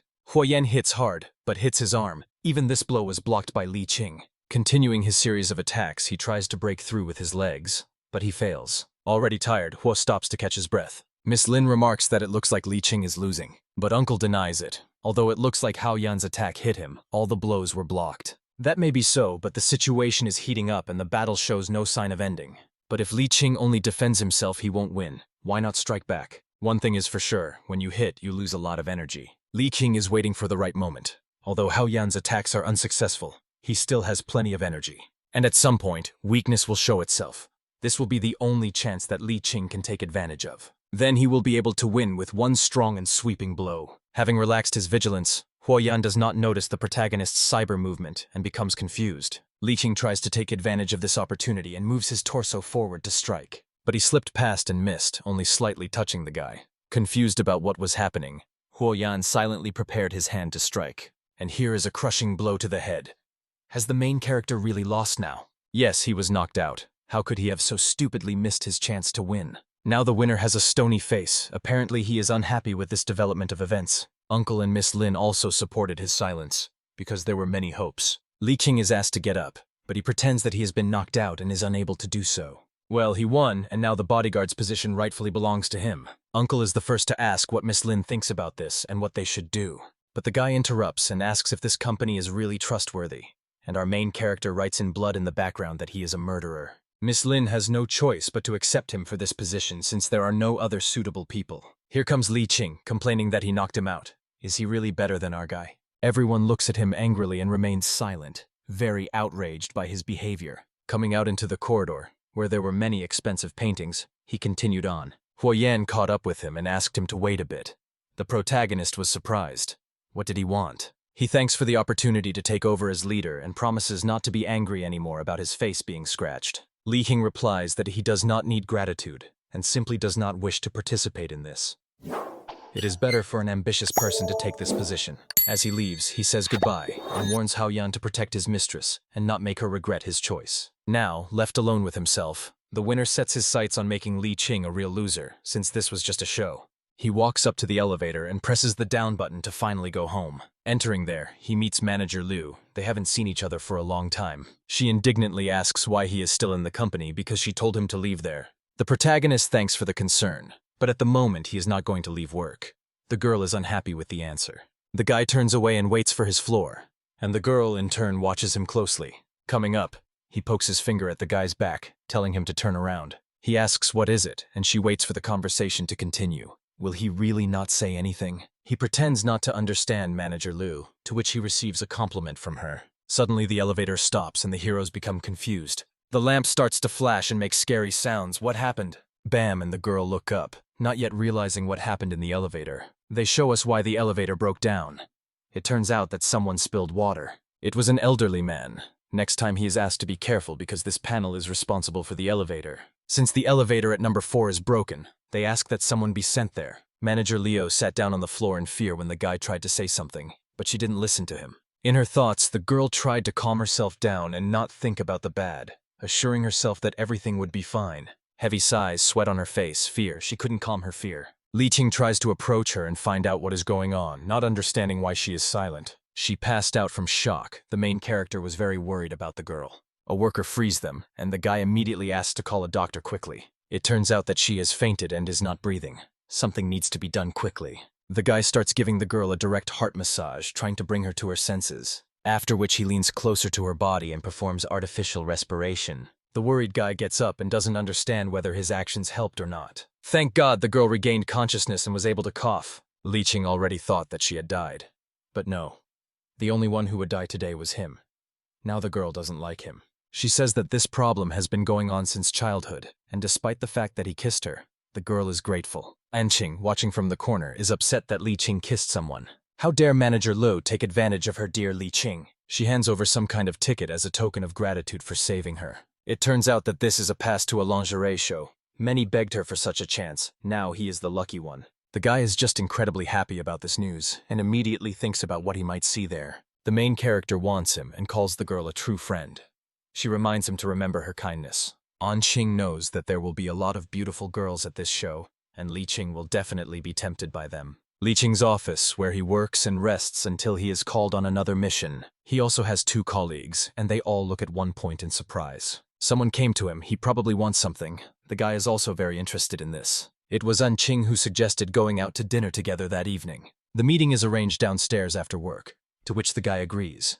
The guy with red hair is very surprised, so much so that he can't even say anything. The manager leaves, saying goodbye, and the guy says the same thing in response. They will meet soon. His friend at work asks what it was, but even the main character has no answer. They call this woman an evil demon, and such behavior seems very suspicious to them. Li Ching asks not to scare him. She is not that scary. So they came to the restaurant. It is quite cozy and surrounded by green palm trees. Sitting at the table, opposite each other, the guy asks what the manager wanted to say. She asks if he can feel what has been happening to him lately. He replies that he hasn't been very lucky lately, because a lot of problems have happened in a short time. Ching warns that his heart has a black aura, which means something bad will happen soon. The main character, surprised by this turn of events, now thinks that she is a fortune teller, but she denies it and says that she is more powerful than them. The girl asks to give her her right hand to tell fortunes. Without hesitation, Li Ching holds it out. The prediction is as follows. Lifelines appear and disappear. They are very full, especially when he was younger. The lifeline intersects with the love line, and this is very dangerous. If Ching is not mistaken, he will go to the southeast next week to do something. The stunned guy is surprised that she was able to predict something like this. The girl met a man in a similar situation, and out of kindness she advised him. But that man didn't believe Ching, and guess what happened to him? The main character asks what happened and how events developed. The manager's answer turns out to be very scary. When the man approached the bus, it broke and cut his legs in half. The guy emphasizes that this is very terrible and asks for advice on what he should do. Ching replies that he shouldn't go to the southeast next week. He should go to work and home as usual, then nothing will happen. Li Ching thanks for the advice and promises not to go anywhere during these dangerous days. As they leave the restaurant, they say goodbye and wave to each other, saying that they will meet tomorrow. Even though he is warned not to go, the main character still plans to go there. There's a lingerie show going on there, and he can't miss it. He's willing to take a risk for these beauties. A few days later, we are shown the events in Li Ching's office. Manager Anne comes there and asks where the main character went. Those who are there respond that he took the day off today and said that he went into town for a show. The girl is very unhappy that she was lied to and how he could go there despite her warning. Miss Lin's room is beautiful and huge, and even has a large swimming pool. There we meet Manager Liu and the lady herself, who asks if she was able to pass the ticket to Li Ching, to which she receives a positive answer. That's great. The lady is sure that if he comes, nothing bad will happen. Uncle Long Wu asks why she needs him. Besides the fact that he lost to Ho Yan, he is also against being a bodyguard. If he's not faithful to his mistress, then why can't she give up the guy? Li Qing is a talented person, and Miss Lin does not want to lose him.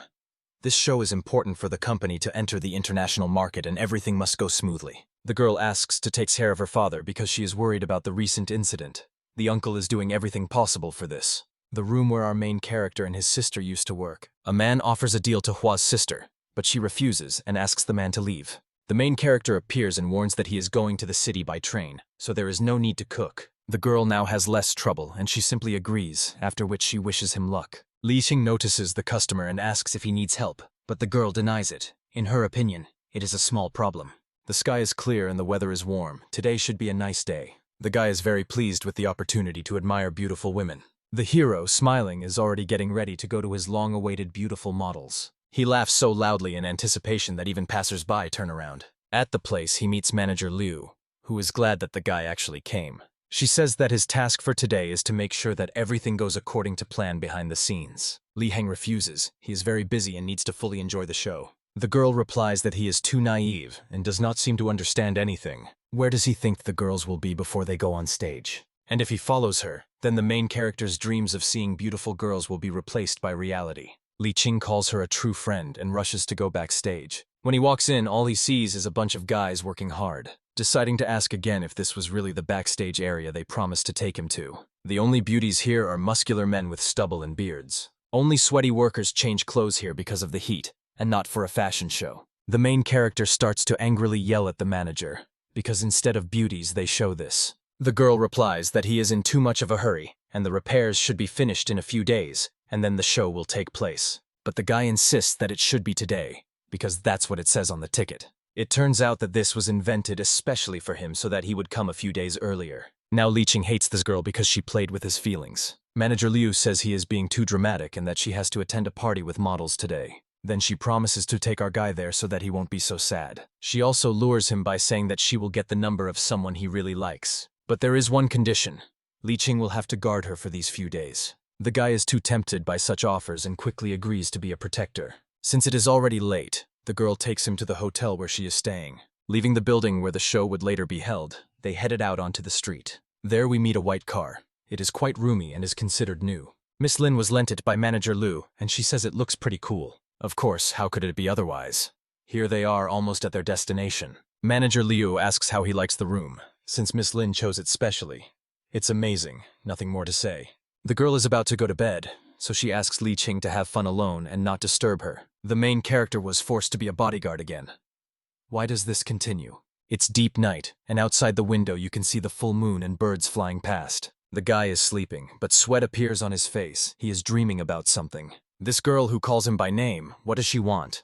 An incredibly beautiful maiden blinds the main character, who wonders who she is. Turning to face him, she asks if he doesn't remember her. Zhou Er. This is the girl who was featured in the limited edition album. She says he looks like he's made a lot of new friends. Although this is not surprising, he has a heart of gold, which attracts many people. But she begins to squeeze the place where Li Qing's heart should be. Taking it out, she reveals a completely broken heart crumbling into little pieces. When dropped with a crash, it completely loses its shape and only fragments remain. After which she apologizes for not holding on. What was the main character feeling at that moment? He tried to hold on until the last. Frowning, he obviously didn't like this dream. Pushing the blanket aside with a sharp movement, the guy sits down on his bed. The morning started quite early. At 5 o'clock in the morning, most people are still asleep at that time. While he goes for a run, he continues to think about her more and more and does not understand why he cannot forget. Li Qing tells himself to stop behaving like this, because he won't be able to cross paths with her again. The early morning is beautiful. Only the sunrise is visible ahead, towards which the hero strives. The protagonist's mood improved after jogging, even though he was tired. From afar, one can hear a man asking for some money. He hasn't eaten for several days. This is what a little boy begged from a vendor at a small stall. But he chased him away. The woman standing nearby was unhappy. Who knows, maybe he'll stain her things. The child has not earned a penny. If he returns home, he will be beaten. The main character comes up and offers to buy him some kind of bun. He refuses, saying that he needs money more than food. Feeling sorry for him, the boy puts a small amount of money on his plate. The seller warns that this boy does not take food if it is offered to him. All he needs is money, so there's no point in spending money on him until he gets what he wants. He can't leave. Li Qing wonders why he is begging.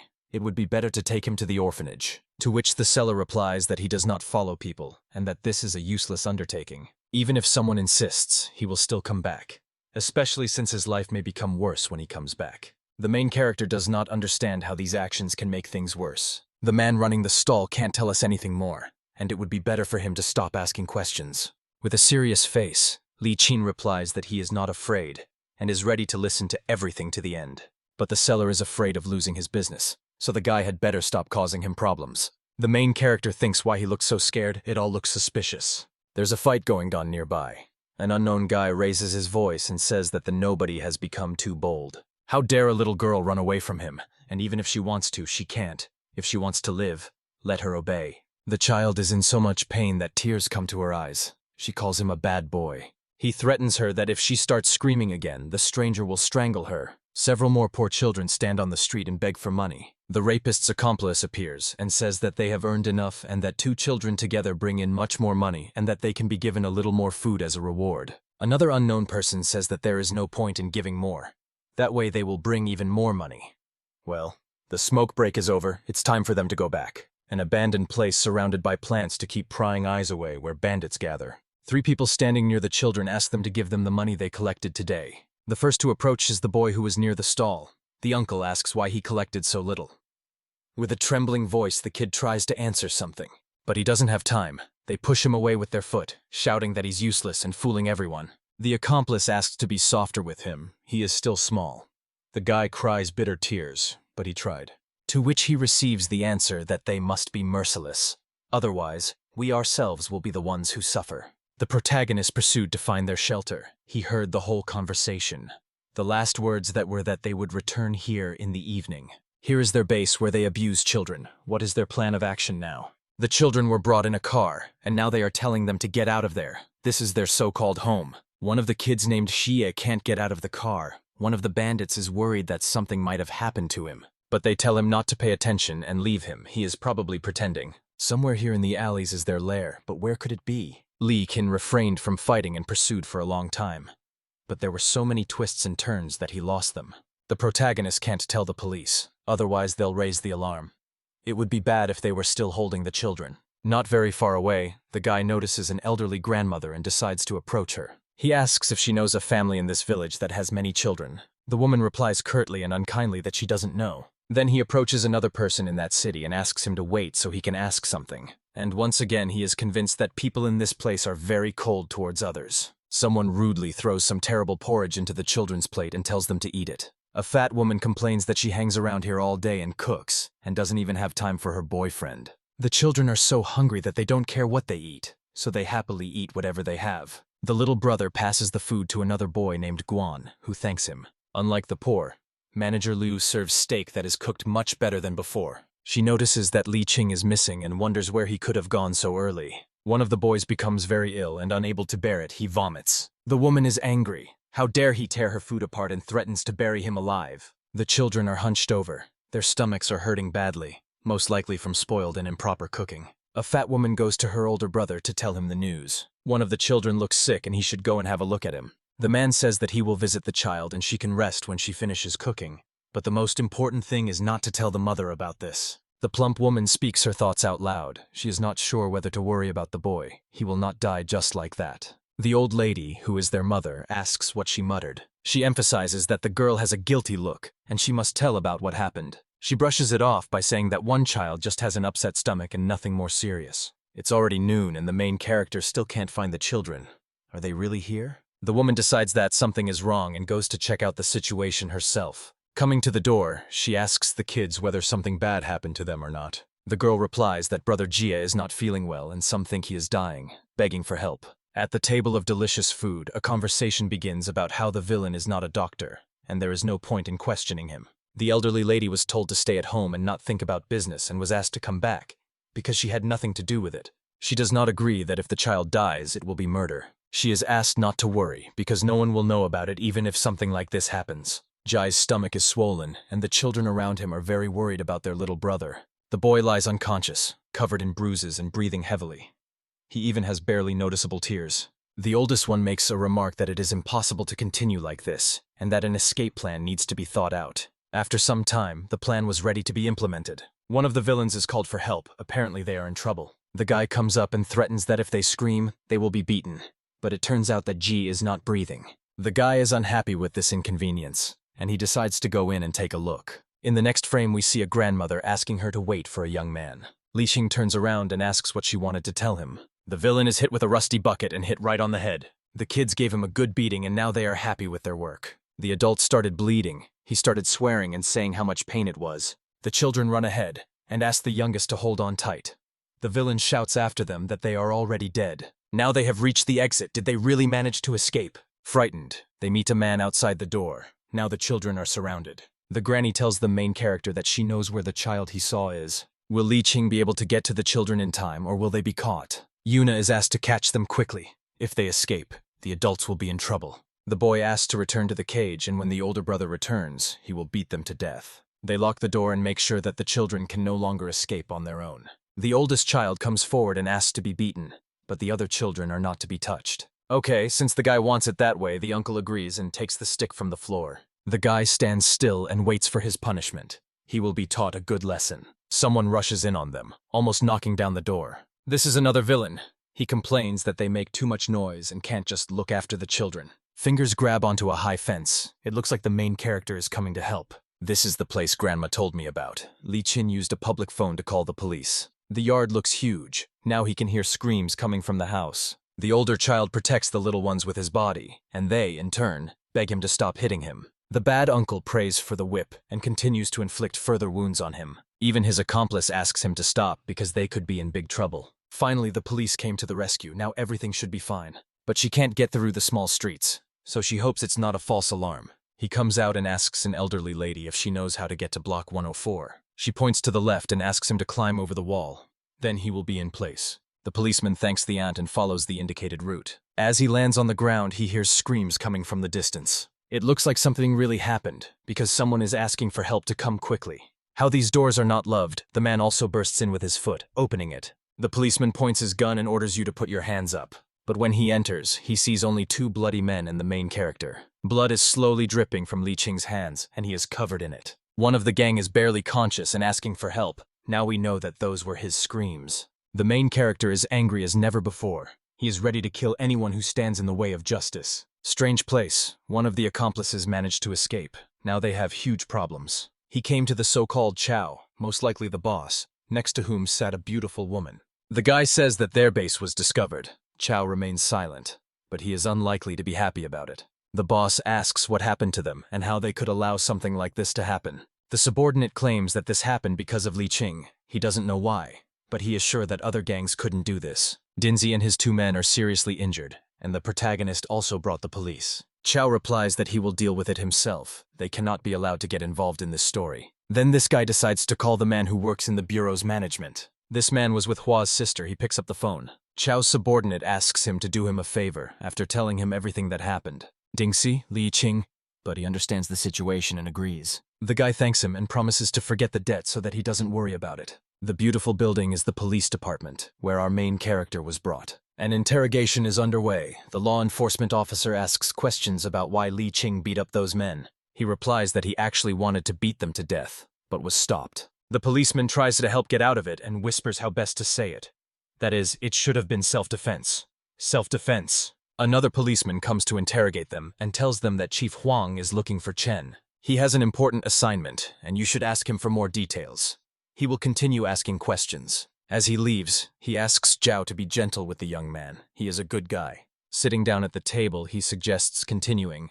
Why did he beat up those men? On Chen's advice, he replies that it was just self-defense. It looks like they remembered the guy. Now events are taking place in the hotel. Manager Liu informs Miss Lin that Ching has been arrested. The lady asks what happened. How could he be arrested? Again, the police department. Strange sounds are heard behind the iron door, so that even other people turn around. He broke into private property without permission and beat up law-abiding citizens. The protagonist used violence intentionally, and he is found guilty. Ching now realizes that he is collaborating with people from the gang. Zhao asks what's wrong with his face turning. Does he really want to attack the police officer? Now he can consider it as an attempt to attack the police officer. Chief Huang asked Chen to go out on some small business. He felt a bit uneasy. The main character was dressed in prison clothes and thrown into a dungeon, saying that from now on he would be here. They even put handcuffs on him. Apparently they consider the guy quite dangerous. He closes the door and asks someone to keep an eye on the new neighbor. With an evil smile, the guy replies that he is only glad of such an opportunity. The site again. Who will we meet there now and what events will unfold? This is Captain Tan meeting his old teacher. What is he doing here? Chen replies that his boss let him run errands, so he was able to drop by and see her. There are a couple of minutes left until the end of the girl's shift. Then she can treat the mentor to lunch. Some time passed, and they were able to go to the canteen located nearby. Chen remembers the police academy, and now the shameful Tang is already a captain. But she makes a remark and she is not stupid. The girl asks why they sent a man here. If they sent him on a business trip, then something serious must have happened. Speaking about this, he gets very angry because he had a very important matter. But in the end, he is called and sent on minor matters. Turning to the new guy, they ask him what crime he is sitting here for. To which they received the answer that he did not commit any crimes. He was accused unfairly. If this is so, then why did he end up here under severe punishment? What kind of harsh punishment is this? The protagonist thinks. It seems Chin's predictions were true. His fellow prisoners think he has been made a scapegoat. The conversation in the restaurant continues. It's actually surprising that some ordinary guy found the bandits' base himself. To which the policeman who was there agrees. The kid was incredible. When the man rushed there, he was stunned by his gaze. His name was Ching, and there was a mole under his left eye. A mole under the left eye. The girl remembers that she has a similar friend. Are all Chings so strong? Apparently she doesn't yet understand that they are the same person. In prison, another guy asks you to stop gossiping with him. Shouldn't they beat him up? But they see him as a pathetic person, so he will make sure that his time here will be the best time of his life. And the other guy complains that when he came he got beat up, but it happened because of his overconfidence. It's lunchtime. Time to get out faster and get up one by one to get food. Having taken the food, the main character looks for a place where he can settle down. Two neighbors call him over and offer him to sit next to them. From now on he is not alone and can stay with them, or he will get into trouble. They explain the prison rule, saying that there are people here that he should not provoke. First, Uncle Ben, 43 years old. Distinguishing features, part of his left eyebrow is missing, and he doesn't like ginger. Second, Prickly Chang. Special features. He keeps a black beetle as a pet. Although it is actually a lizard, he is good at fighting. This indicates that he is from the Shaolin Temple. If Ching accidentally provoked these two, he might still be able to survive, but in no case the one below. This is the Hell Wraith. It is called that because it looks like it came out of hell. Rumors say that he himself beat up 30 people and was even able to tear off the head of a living person. He thinks that he is mentally ill. How else can his actions be explained? At this time, a man comes up behind him. It was that same hellish ghost, who, having heard the conversation, said that he was healthy and that he should bite his tongue. It seems they were only talking about him. The colorist is very scared by the sudden appearance. He takes the curry from the plate and squeezes it. Apparently he didn't like today's curry. He wipes his hand on the guy, thus saying that he is worthless. Hell Wraith continues to mock. Since his mouth stinks, he can help get rid of the smell by cutting out his tongue. A drop of food falls on the protagonist's face. Apparently he is also unhappy. He apologizes, asking her to come closer, but this will most likely only lead to violence. King warns him that it would be better for him to stay away from him. The guy is surprised by such impudence. He is the strongest here, and such a brat is addressing him like that. He asks to speak louder. Because you can't hear anything. He said to stay away? A demon from hell takes a spoon and breaks it in half with a loud crack. Does Ching know that he can cut his throat with just this thing? The main character is not afraid and shows his skill by taking the piece of iron and smashing it into the table. He shows his result and asks if this is what he wanted to do with it. The spoon pierced the table, digging in. It will be difficult to pull something like this out. His neighbors are shocked, and now they think the guy is cool, no matter how iron the surface was. Even Hellwraith is surprised. He now thinks he's quite capable. He puts his hand in his pocket and says that he admires people like him. He leaves the guy in order not to ruin his reputation. As he leaves the dining room, he promises to see him again next time. With a confident gait and his head held high, he walks through the hall. But after that, turning the corner, he immediately hid. It seems he was afraid of Chin. Fortunately, he reacted immediately. He didn't expect to meet someone so capable. The guys ask about this piece of iron. Is it magic? Because it's incredibly cool. The main character and his friends also leave the canteen, and on the way they ask to teach them this trick. Uncle Ben comes closer and notices a spoon sticking out, he thinks. This looks very interesting. Apparently something very interesting is planned. Here again, the conversation continues between Tang Xin and the policeman. From the girl's stories, he guesses that they are talking about the same Ching. The girl hadn't thought about it and is now shocked. Exactly, how come she didn't guess it right away? The policeman heard about the robbery case and thought she had improved. But she can't continue like that and must act as a leader. The girl says that she solved this case only thanks to the main character and owes him a lot. Therefore, she asks the teacher to help her figure it out. Chen is willing to help, but he will not be lenient. This situation looks very strange. The gang member calls Chief Huan again, asking if he received the gift that was sent to him. He replies that he received it, and now there is no need to worry, and the problem has already been solved. He can promise that Li Qin will stay there for the rest of his life. The guy turns to Mouse, that is, the neighbor, asking if he can call from here. They tell him that it is possible, but only once a month, and for this you need to get permission. It all looks like the main character was deceived. He didn't expect that these people had connections in the police. He has to find someone who can help, otherwise he will stay here forever. The next day, the captain comes back from the completed work. He thanks Zhao for his help and asks where the guy from yesterday is now. The employee replies that he left after writing the statement. Manager Liu meets some guy at the door and asks who he is. A guy with blue hair, already familiar to us, appears there. He is rude to the girl, saying that such a huge company is now recruiting children. She's very angry and becomes like a witch in this guise. Huoyan apologizes for his joke and introduces himself as Miss Lin's new bodyguard chief. Although it was a lie, he is now assigned to handle Manager Liu's security matters. He asks her to take care of him, but she apparently didn't appreciate his greeting. Li Qin and the boys approach the guard to ask about the call. Old customers are allowed to call home, but newcomers are not allowed to do so. In bewilderment, they ask why this is so, because it is not fair. It turns out that this is a special order from the authorities. Li Qing has committed a terrible crime and will be under surveillance for some time. Here is Mr. Chef Huan's office, where he plots his intrigues. He receives a report that the solitary confinement cell is empty. In the afternoon, he will send a man there to take Li Qing there and prevent him from meeting anyone. The boss praises the worker for his excellent work and says that he will consider assigning him the role of captain, since he is more capable than Chen. He is pleased and thanks the gentleman for his kindness and understanding. The prison guard approached the cell and asked which of the prisoners was Li Qing. He shouted at him to come out. The other prisoners were surprised that the guard called Li Qing to him, since he was a newcomer. The guard said that Li would be transferred to another cell, specifically, a solitary confinement cell. Ching became nervous. The prisoner assigned to watch him asked why he was being moved to solitary confinement so quickly. Why couldn't he be left here? He was an honest guy. The guard didn't waste time on chatter and told Li Qing to move, since it wasn't him who made the decision. He reassured Qin that he could watch TV if he wanted in solitary confinement, and that it was safer there than here. He handcuffed him. Li Qing's comrade stood up for him, trying to stop him from being taken to another cell. He shouted that this guy had done nothing. As the guard was leading Li away, his comrade shouted that he had done nothing wrong.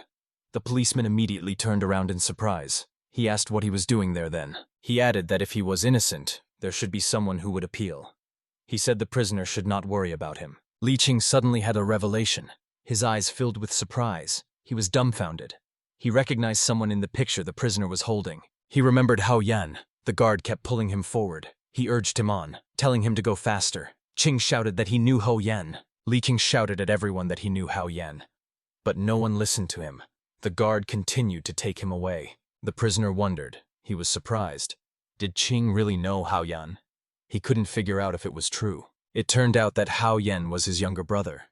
He wondered, how did Li Qing know his younger brother? He stared at a photograph of him and his brother having fun. It was taken before he went to prison. Suddenly Hao Yan came to the prison to meet his elder brother. His gaze was serious. The guards released the prisoner, saying that he had 15 minutes to see his brother. Hao Yan was overjoyed to see his older brother. He looked at him with joy in his eyes. The prisoner was no less happy than him. He said that they should leave the conversation for later. He asked if Yan Li Qing knew. Captain Chen asked Zhao if Ching had returned. He said it was a huge matter and asked Zhao if he had asked where Li had gone. He replied that Li had insisted on leaving and he had no right to stop him, since he had made the decision himself. He also added that from now on he was assigned to investigate the matter, so the captain had nothing to worry about. Chen was angry. He put his hand on Zhao's shoulder. He seemed to guess something. He was very thoughtful. The captain asked if he really took him for a fool. He still had his hand on his shoulder. Zhao asked not to touch him and just say what he wanted to say. He pushed the captain's hand away. He said that everyone knows that the captain is eager to solve this case, but it is not very good for him. It will be more effective if everyone works as a team. Chen knew that Zhao was hiding something from him. He thought that Huang was definitely involved and Li Qing might be in danger. The captain entered the archive and demanded to see Li Qing's investigation report that Zhao had presented yesterday. The girl working in the archive kindly gave him the investigation report. The captain took it in his hands. Chen looked at the investigation report, and at one point he simply became angry and began to leave. The girl did not understand what had happened to him. He slammed the door behind him. The girl wondered why he was so angry. What was wrong with the protocol? She picked up the report and saw that instead of notes about the investigation, there were just blank papers. Ho Yan asked his elder brother why he thought Li Ching was innocent.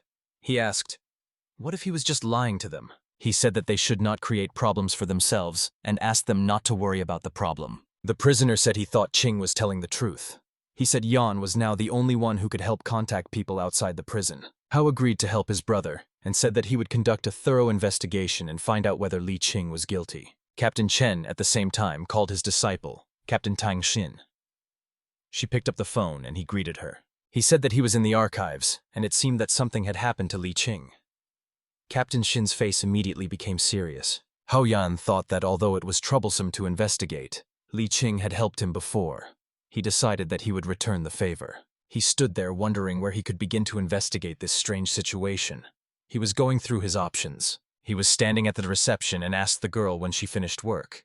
He suggested that she go to a restaurant. Captain Chen was standing in the same room, listening to the conversation behind his back with a serious expression. Hao said he asked the policewoman for her contact number. He said they could go to the restaurant when she was free.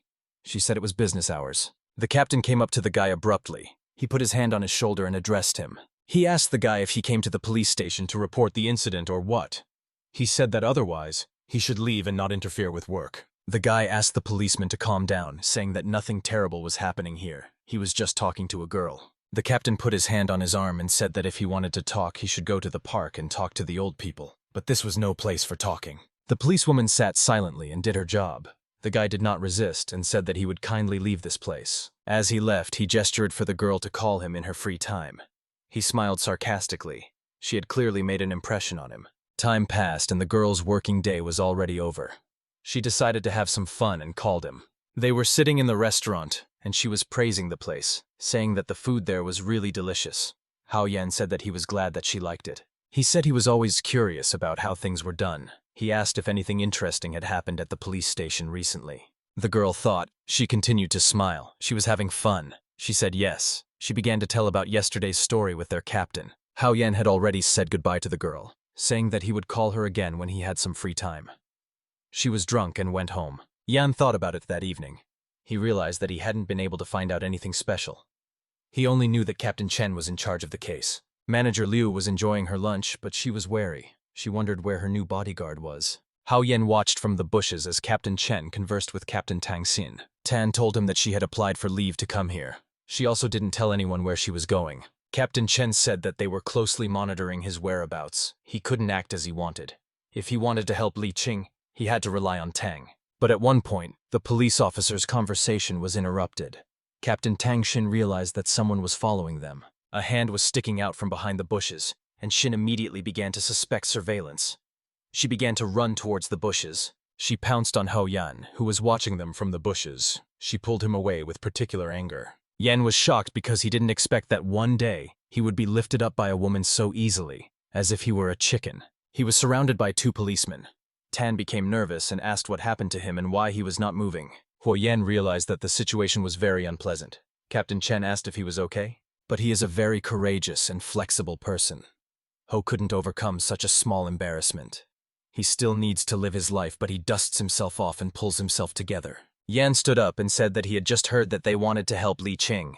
He asked if he knew then that he was in prison. Captain Chen was angry. He said that these bastards treated him like a fool. He decided that he had to save Li Ching. He said that this problem has big consequences. They need to be very careful. If they reveal the crime of Huan and his gang, it will be a sensation. Li Ching was locked in the cell and wondered if the mouse had informed Huo Yan for help. He couldn't contact anyone at the moment. He continued to think and wondered, should he escape from prison? He was alert and could not sleep. The prisoner quietly told him that he would not be able to escape from prison. Li Ching immediately looked at him. The prisoner said that he had to think of a way to be locked next to Li Ching. He asked, since Li was locked up here and had nothing to do, would he like to learn something from him? Captain Chen said that the most important witness now is the bandit Dingxi, along with his gang. He said 2 of them are in intensive care. He said they're going to have to go to the hospital tonight and try to ask if they have a mastermind. They can solve the problem only if they find the mastermind. They need to find out who is behind all this. There was a man in the ward. He was in intensive care. Unknown people entered his room, took off his mask, and began to suffocate him with a pillow. He could not resist them. Tang Xin said that the mastermind should be in this hospital. Huo said that he was not sure if they could enter the hospital. The police should send people here. She replied that she would talk to them about all this. They watched the hospital carefully, wondering how they could enter it. But at one point, they heard some strange sounds coming from the hospital window. They immediately became wary. There were screams coming from the room. Xin and Huo were still on guard and watching the situation. He shouted for her to go and check on Ding Xi immediately, while he chased after him. Huoyan ran after the criminal with all his might, the leaves of the trees swaying with all his might. He knocked down everything in his path. He threw an object that came into his hands at the criminal, hoping that it would fall and stop him. The criminal ducked. The object flew forward. He continued to run. This irritated Huoyan. He got angry and suddenly kicked the criminal in the face. The blow was very sharp. The criminal was confused, but at one point he grabbed his leg in mid-flight. He squeezed his hand tightly, as if he wanted to break it. But Huoyan was not stopped by this. He tried to free his leg with all his might. He resisted as much as he could. At one point he managed to break free from the criminal's hands. He kicked him in the face with all his might, but the criminal dodged. Huoyan jumped to the ground after the blow. He was surprised by the agility of his opponent. The criminal ran away. Ho shouted at him to stop and surrender voluntarily, but the criminal did not listen to him and ran away. Yan was angry because he had missed the chance to get closer to solving what was happening, because he could have extracted a lot of information. He entered the hospital building and began to walk down the corridor. He looked around carefully. Ho wondered why there were no police officers outside.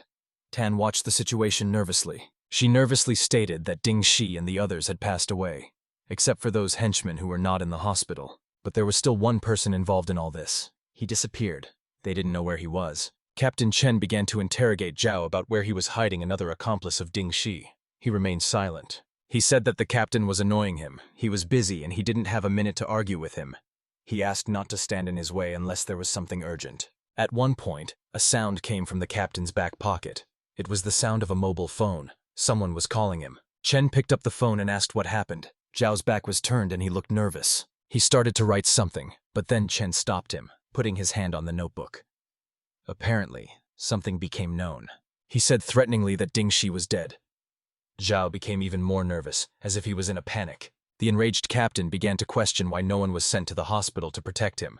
He asked if Zhao had done this deliberately. He asked not to touch him. He asked if all these people didn't deserve to die. He acted innocent. The captain looked at him in surprise. As he left, he said that Zhao was no different from them. The criminal was freezing in his cell and thinking about how wrong he was. He told himself that he should have died. He could barely hold back his tears. He was very cold. He couldn't find a place for himself and didn't understand how much longer he would have to hide, because 3 days had already passed. But suddenly, Zhao entered the room. He ordered the criminal to get up from the bed.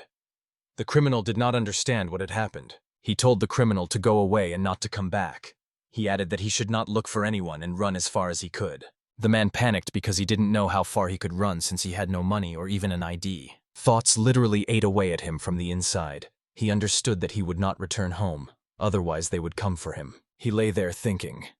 Suddenly, someone started knocking on the door. The knocks were very loud. The man panicked. He became very nervous, his eyes wide open in fear. He didn't know what was waiting for him. Captain Chen asked Huoyan if he had managed to see the face of the last henchman. He replied that unfortunately he was unable to do so because it was too dark there. The captain said that both witnesses had been eliminated, and the remaining one must already be in the killer's sights. He said that they had to find him before he was killed. The last henchman was shrouded in fear. He knew that this was his end. He was very tired. He wanted to disinfect his hands. He sprayed some antiseptic, but it turned out that it was over. This confused him. The news said that this morning, Miss Lu reported to the police station that her tenant, Mr. Ding Xi, had died. He was guilty of kidnapping children. Captain Chen was upset when he heard this news. He knew that it would be much harder for them to sort out this whole situation now. Huoyan said that it was his fault, because if he had caught that guy yesterday, everything would have been different. Captain Tang Xin shouted that now was not the time to discuss all this. She said that they should try to find evidence somewhere else. Chen said there was another lead. It was Ding Xi's mother. He said she might know something, but he wasn't sure she would agree to help them. Tang Xin immediately asked where this woman lived. She exclaimed that they would go and find her right away. Captain Chen said that they couldn't go. His face was serious and thoughtful. He was thinking about his plan of action. Shin asked why they couldn't go. He replied that he would go alone. The two of them would have to go to another place to get evidence. A TV news anchor contacted Juan. She asked him if this murder was connected to the kidnapped children case. Meanwhile, in the prison, the prisoners were being served lunch. A tray of food was brought to the cell where Ching was sitting. He was very hungry and greedily began to absorb everything that was on the tray. But at one point, he bit the bread and felt something strange. He opened a piece of bread and saw something strange inside, like a note. He took it out of the bread. Lee opened the note and began to read.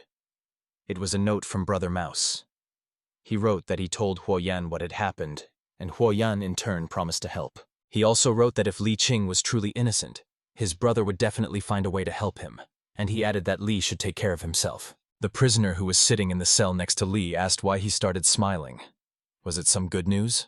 King was stunned. He asked how he knew he was smiling if he didn't make a sound. The prisoner asked if he really thought he was not as good as others said. He said he could hear him breathing through the wall.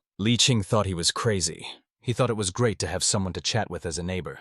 The prisoner asked him to create silence, saying that he could hear Lee calling his personality names in his soul. He asked Chin to sit closer to the wall, saying that he could show what he was really capable of.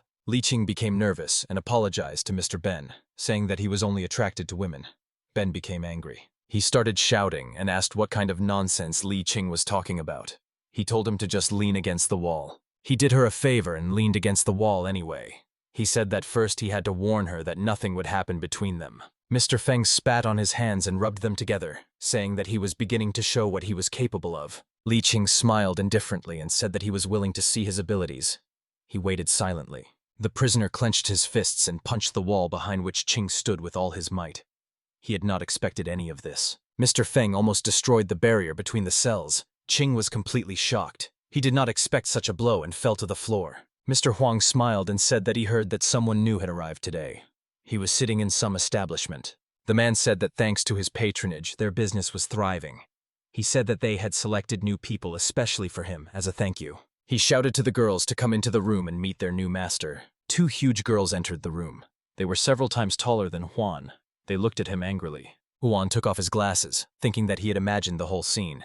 His astonishment was indescribable. The man said that they took into account Mr. Juan's preferences and found curvy girls. These girls are bodybuilders.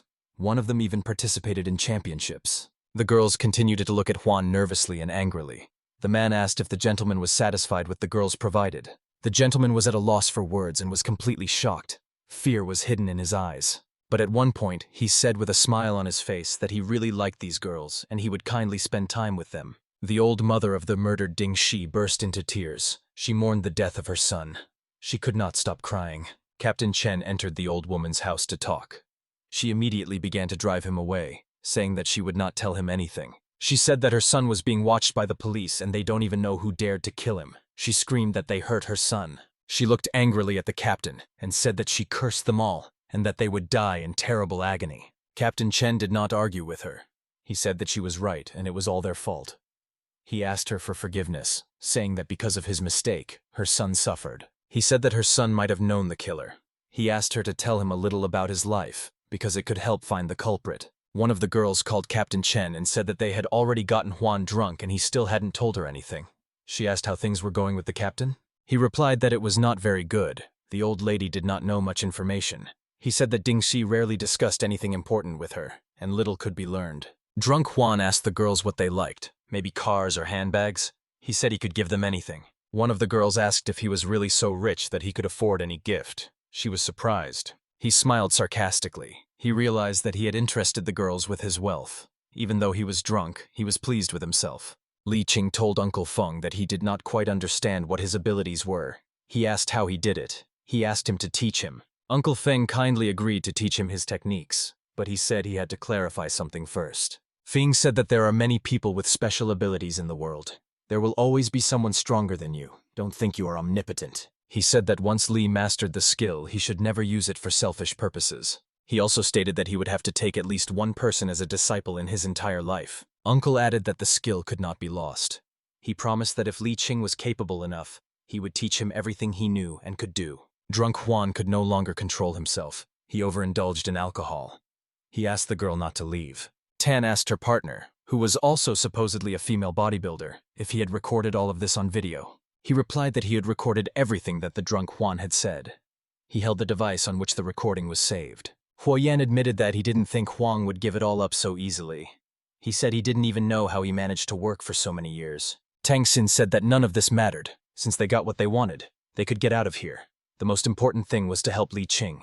Ho Tan and Chen gathered in their apartment and listened to the recordings they had managed to make. Huang said that as long as there was money, any issue could be resolved. He said that if he hadn't taken out Ding Si and his men, he would have been a fool. Otherwise, how could he be in charge here? He also said in the recording that on another day he would simply receive more money, and while she was with him, she would not need anything. Tang Xin exclaimed that this was definitely ironclad evidence. She said that they should report this immediately. Chen said that there was evidence, of course, but if they wanted to report him, they would have to exceed his authority. After all, Huang was the head of the Public Security Bureau. Huoyan asked, "Does that mean they should meet him directly?" He said that he seemed to know someone who could help. Mrs. Lin was sitting in the office. Suddenly the phone rang. She picked up the phone and was asked a question. Why was Li Ching sent to a maximum security prison? She immediately went to Uncle Long Wu. He laughed and said that she was rarely seen here. He asked if she had really decided to marry his son. She smiled and asked not to embarrass her like that. She felt very awkward because she hadn't come there for that at all. She said that she came today because she wanted her uncle to listen to something. She handed him a tape recorder. Long Wu was surprised. He asked her where she got the recorder and what was on it. She said he should just listen.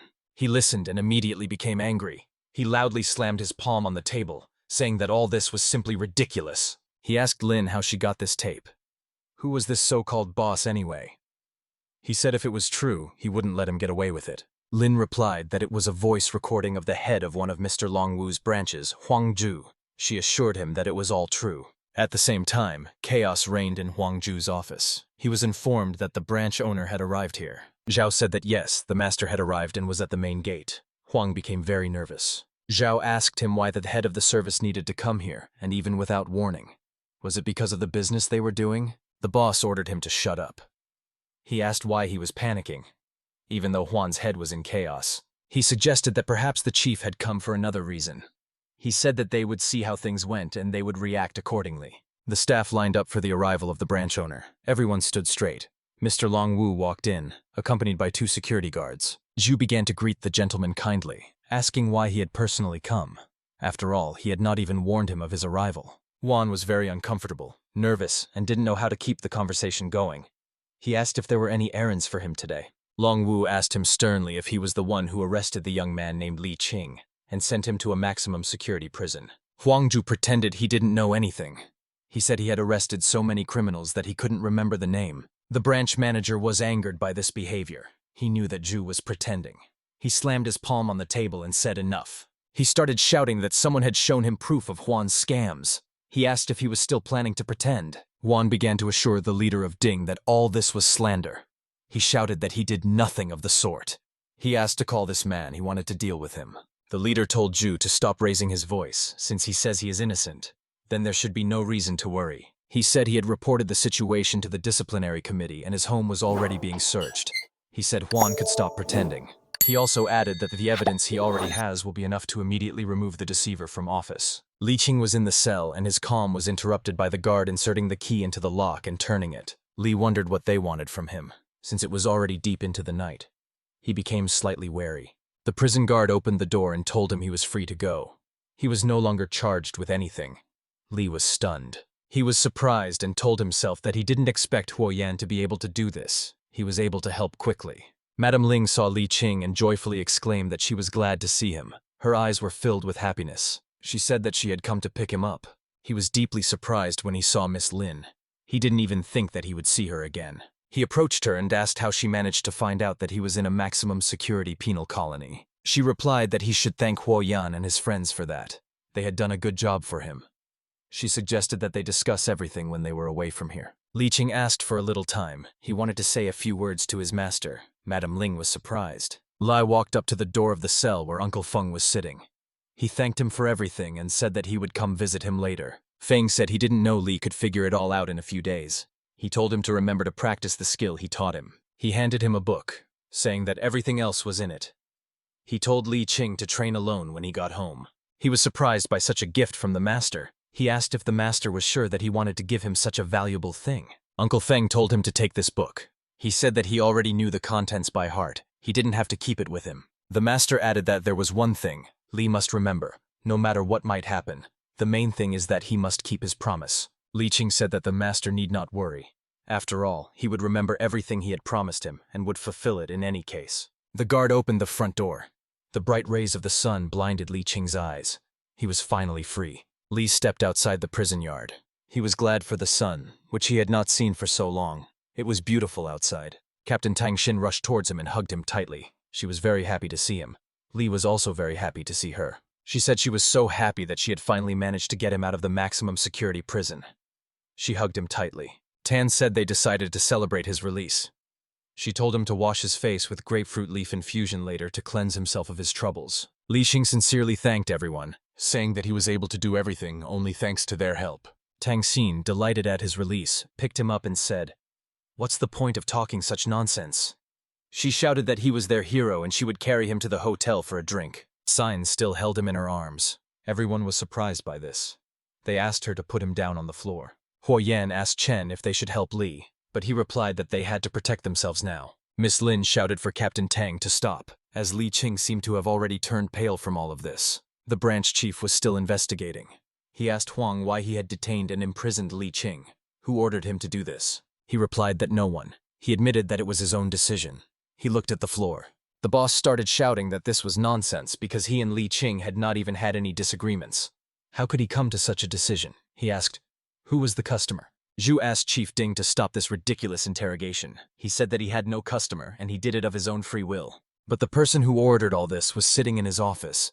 His servants were telling him that something had happened to Huang Zhu because the disciplinary committee was conducting a search of his house. The customer was thoughtful. He said that after so many years, Zhu got a management position and could not hold on to it. He called him an idiot. The servant said that he was afraid that Huang Zhu might not be able to resist and betray them by giving away all the information. But the boss said that he didn't have to worry about it, because deep down Huan understood anyway. He understands that if he wants to live, he will not give out any information about them and their activities. Li Ching and Huo Yan came to Manager Liu.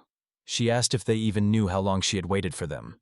She asked if she knew that a gentleman's word is law. She also asked if they had forgotten that they were supposed to protect her since they were her bodyguards. They remained silent. She started screaming that this wasn't an exhibition, but some kind of mess. A bunch of idiots were just itching to rob her. Li Ching asked her in surprise, what happened? Beads of sweat were running down his face from nerves. He was wary. Manager Liu replied that it was nothing special, but due to renovations, the exhibition would be postponed for a few days. Huo Yan breathed a sigh of relief and said that since the problem was in the decoration of the room, there was nothing they could do to help it. Li supported his words. Liu added that besides this, the model's party had already taken place yesterday. This upset the bodyguards very much, because they were eager to get there. Miss Lin told Qin Chen that she was going home and asked her to take care of things here. Chen suggested asking the driver to take her. Li Hing responded to the help, saying that he could take her home since he was just about to leave. Lin happily agreed to his proposal, saying that if they left now, they would arrive home in the evening. Miss Lin fell fast asleep while they were driving home. Li Ching woke her up, saying that they had already arrived home. She reluctantly opened her eyes. She really wanted to sleep. At first, she didn't understand what he wanted from her. She said that Li drove so fast and skillfully that she even managed to fall asleep while they were driving. She was delighted. He said that he had a lot of experience. Lin got out of the car and told him to drive the car home and return it tomorrow. She praised him, saying that he had worked hard today. As she was getting out of the car, the heel of her shoe broke. She screamed in pain and fell to the ground. Li ran to her and asked if she was okay. Li Ching helped her up and asked if she could stand on her feet. She replied that she couldn't because it was too painful. He immediately picked her up and began to carry her towards the house. Miss Lin was surprised, but delighted by Li's responsiveness. Li Ching held her hips gently. Her feelings were mixed. She was still surprised by this action. He asked him for permission to help her and carry her home. She was silent because she did not know what to answer. Li told Lin that she didn't have to worry about him dropping her. He promised to hold her tightly. Her eyes were surprised, and at the same time she was calm and embarrassed. She said that she trusted him. He asked if she had any healing oil at home to apply to the injured area. Lin took off her tights to examine the bruise. She said it looked like there was a bottle on the shelf. Li Ching took the oil and poured some on his hand. He said that he needed to rub the oil in quickly, otherwise it would hurt even more when his legs swelled. He began to rub the oil in his hands before applying it to Miss Lin's skin. He rubbed his hands thoroughly. He said that it seemed that there was no fracture and that this oil would be enough. He told her to just rub it in every time and everything would go away. Ching said that he began to rub the oil in. He asked to endure the unpleasant pain that might occur for a little while. Miss Lin was a little scared and nervously adjusted her beautiful hair. Her look was a little pitiful. He said it would hurt a little and asked if she could bear it. His gaze was calm. He wanted to help her. Miss Lin panicked a little and prepared herself to endure the pain, saying that she would endure everything. She said that she had an important meeting tomorrow. She could not miss it. She screamed in pain. She felt very uncomfortable. Ching said that was it. The process was over.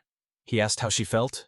Lin said that the pain had already subsided a little. He stood up from his knees and said that it was very late and he had to go home. He was surprised how time had flown by so quickly. Miss Lin was a little wary. She said that by the time he got home it would already be dawn. She invited him to stay with her. She asked him how he felt about it. She also said that he could sleep in the same bed with her.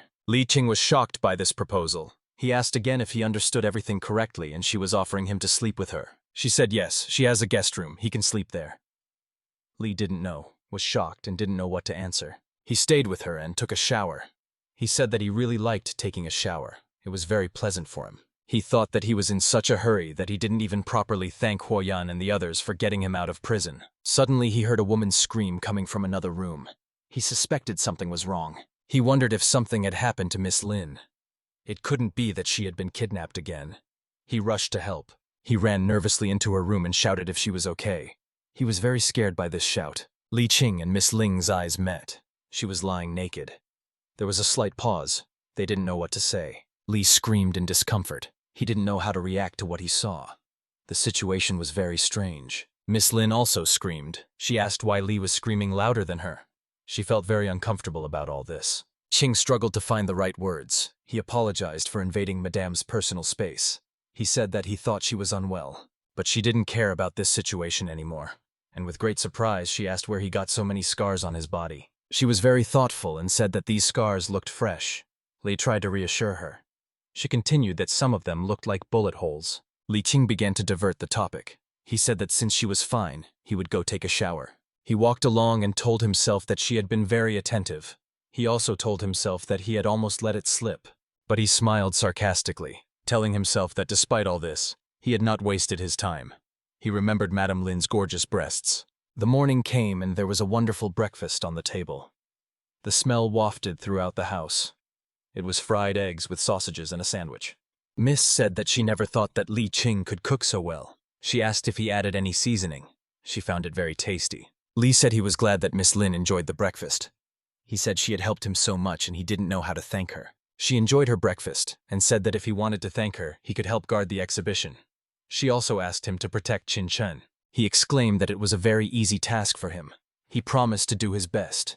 Miss said that it was excellent. She said that in a few days, he and his assistant Chin Chen would fly there, and she would book tickets for them. Some unknown and unpleasant people pestered a nice girl. One of them said that she had better listen, because he did not want to beat a woman. The girl confidently shouted that it was her house and she would not sell it to them. She threatened to call the police if they did not leave immediately. The gangster boss ordered his subordinate to throw away the phone of a cute girl. He kindly began to carry out the order. The bandit threw the phone to the ground with all his might. The shards of the phone's sensor flew apart. The phone shattered into pieces. The girl was overcome with rage. She asked if he really wanted to die. She asked why they threw away her phone, and if they even knew how much it was worth. One of the bandits looked down at the girl. She was wary and looked into his eyes with anger. He told her that she had nice breasts. He liked them very much. He put his arm around her and asked if she needed a partner. But at one point, Ching suddenly burst into the room. He threw the unfortunate bandit aside, grabbing his face. The girl watched everything that was happening and was shocked. She did not understand where her savior came from. Lee continued to beat at the girl's offenders. He beat the bandit mercilessly, and he slammed one of them face down on the floor. He pressed the bandit's face to the floor with all his strength and began to press him tightly. The bandit's blood oozed and flowed all over the floor. The bandit was bleeding, and Ching was pleased with himself and the fact that he had restored justice and protected the harmless girl. He asked the unfortunate and dishonored bandit how he dared to create chaos and impose his own order here. Was it really so inexpensive? The bandit's subordinates were stunned by such an act. They immediately ran up to the boss with screams and fear in their eyes in order to help him. He got up from the floor and screamed, how dare he hit him in the face. His nose was bleeding and he held him down. He threatened that he had connections. Lee looked at him menacingly and said that he didn't care about his connections. If he dared to create problems for him, he would personally deal with him, and he would definitely not leave alive then. The bandit boss still held his nose and asked if he really thought he would scare them with this. He threatened that they would not stop. Ching said that he would give them another chance if they still wanted to live. His gaze was threatening. He shouted at them to get out of there and never come into his life again and not dare to create problems for him. The bandit's nose continued to bleed. They ran away and shouted at the end that they would return. Ching walked up to the frightened Sister Hua and asked if she was okay. She was stunned and very scared. She looked at him and couldn't believe that it was the same Lee. She told herself that it was the first time she had seen him like this. Ching began to smile and asked why she was silent. Was she afraid of those thugs? He offered to help her. Hua was upset and cried a little. She felt sorry for her broken phone. She was upset that she would have to buy a new one. Lee exclaimed that he was done packing and they could go. He threw a huge backpack over his shoulders. He told his sister that she would have to stay with her aunt for a couple of days, in case they came back and tried to do something again. Hua told him that he could not worry and calmly go about his business, and she would stay and handle everything. Ching was pleased with his sister and said that he was at ease for her. He stood there with a smile on his face because he was very happy to see her. They came to the aunt's house. Lee started ringing the bell, but the aunt did not come out. He did not understand what had happened. Sister Hua said that auntie had hearing problems and suggested that she shout. Maybe that would help. Ching cleared his throat and gathered his courage. He began to shout loudly with all his might. At one point, an old woman came out and asked who it was. She accidentally hit him with the door. It was very painful for Lee. It's not every day that you hit your face against a door. His face turned red and he could barely contain his anger. A bandit with a broken nose complained to his comrade that he had been beaten. He said that his brother should avenge him. His companion asked calmly what had happened this time. He was calmly wiping the dishes. The bandit, almost in tears, began to tell that today he went to sort things out with the residents in the old part of the city. As a result, he was beaten by some man. The comrade asked if he had taken people with him. How did it happen that he was beaten? He asked who this man was. The bandit replied that he had asked people around the area, and most of them told him that it was Ching. He turned around and looked at the bandit in surprise. He knew that Ching was not so simple. He was strong and smart. He said that these people would never understand what value was right under their feet. He ordered the bandit to stand up. He calmly told the bandit that he had one task for him. The bandit could hardly hold back his tears. The boss ordered him to find out information about Ching's past. He told him to search very carefully and not to jump at the first piece of information that came his way. Lai was about to leave. He told Sister Hua that it was time for him to go. He asked her to take care of herself and told her to go to the service center while he was gone. Auntie said she couldn't stand this kind of behavior. She asked if she could not act like newlyweds. Sister Hua was confused by these words and asked what Mrs. Wang was saying. Wang replied that she was telling it like it is. Ching felt embarrassed and asked Mrs. Wang to look after Sister Hua for him. He scratched his head. Hua, at the last moment before leaving, Lee shouted for him to pay attention to her. He turned around in surprise. He didn't understand what was happening. She immediately came up to him and kissed him on the neck. Lee was very pleased. Sister gently pressed her chest against him and hugged him. Ching felt indescribably pleasant, something he had never felt before. She looked at him sweetly and asked him to come back as soon as possible. She said that she would miss him very much. Lee, feeling an indescribable pleasure, threw the backpack away. He exclaimed that it was staying and not going anywhere. The man waiting for Ching at the airport was nervous and wondered where he was. After all, he had to board a plane soon. The girl standing next to him told him not to worry so much.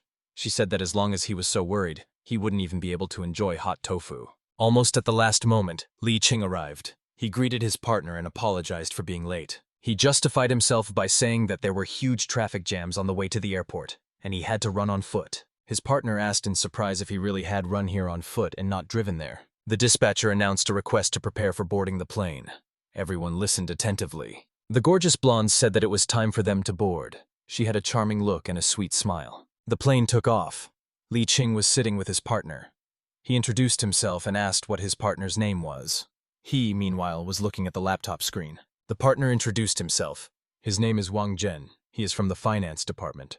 He said that he would need to stop there on the way. He also introduced a charming blonde. She was Liu's manager's assistant. Her name was Peach. She said she was very pleased to meet him. Li was also very pleased to meet her, but most of all he was pleased to look at her lush breasts. The plane passenger was angry.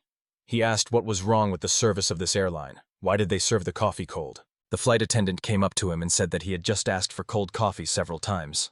He said that he didn't care and asked for it to be hot. When the flight attendant was about to take the glass of coffee, the passenger poured it on his shirt. The coffee flowed all over his shirt. The man started yelling and asking what was wrong with her. He asked if she knew how expensive the shirt was. The flight attendant was confused and began to apologize. She said that she would immediately bring the man a towel. The passenger continued to shout at her and asked if she really thought he was going to wipe it off with a towel. He said the shirt was incredibly expensive and that there was no way to get that stain out. He screamed that she should compensate him for the damage. The passenger was forcibly pulling the innocent girl's hand to touch the stain on her shirt. But suddenly, Wang Zhen stood up for her and removed the passenger's hand. He started yelling at the passenger and said that he spilled coffee on himself. How can he blame someone else for it? The man behaved like an animal. He brazenly stood up and hit Wang Zhen and told him to get lost. Wang Zhen fell to the floor. The impudent fellow asked him what the four-eyed fellow was interfering with. He told him to mind his own business. The flight attendant asked the man not to start a fight. She asked how much the shirt cost and promised to reimburse him for everything. He replied that the shirt was from a new collection. He said that she owed him $20,000. The stewardess asked in surprise, "Was it really $20,000? Her eyes widened in surprise. Wang Zhen stood up from the floor and started shouting that this was extortion. He asked how this wretched shirt could cost so much money. Ham grabbed Van by the collar and called him a scoundrel. He threatened him to mind his own business if he valued his life. But Zhen was brave. He said that he would not run away in fear just because he seemed like a strong man. The impudent man lifted him into the air and told him to stop talking nonsense. Wang Zhen's toes did not reach the floor. The man told him to remind him of the order in society when he would beat his face with his fists. But at one point, his attention was distracted by the charming Madame Persic. She approached him and he turned his gaze to her. She said that she is an ambassador for the brand and can say with complete confidence that the shirt was purchased at a mass market. He told her to shut up and not to talk nonsense if she didn't know whether it was true or not. He looked into her eyes angrily. The other passengers started shouting that this boor had gone crazy. Everyone immediately realized that his shirt was a cheap fake. People were shouting that if he needed money, he should earn it. Everyone around was shouting that he was a scoundrel and his place was in hell. A man approached the man. He introduced himself as an air police officer. He began to ask what had happened here. People were shouting that this man should be detained immediately because he was cheating and even beat up a person. The passenger argued that this was not the case. The flight attendant shouted for Wang Zhen to wait a minute. She was dragging a suitcase with her things behind her. She came up to him and thanked him for his help. She said that he was very brave. She smiled sweetly at him and was sincerely grateful. She asked if he could leave her his phone number. She said she would like to treat him to dinner as a thank you when he was free. He gave her his number. Ching said he was jealous of him. He wondered why none of the girls asked for his phone number. Wang Zhen continued to chat with the stewardess. Peach looked into Ching's eyes. She asked him to go with her. He asked where. Peach didn't just invite him along. She obviously had something in mind. Lee was a little wary. He asked if he was mistaken, and they came to the mall. She replied that yes, but she wanted to buy something not for herself, but for him.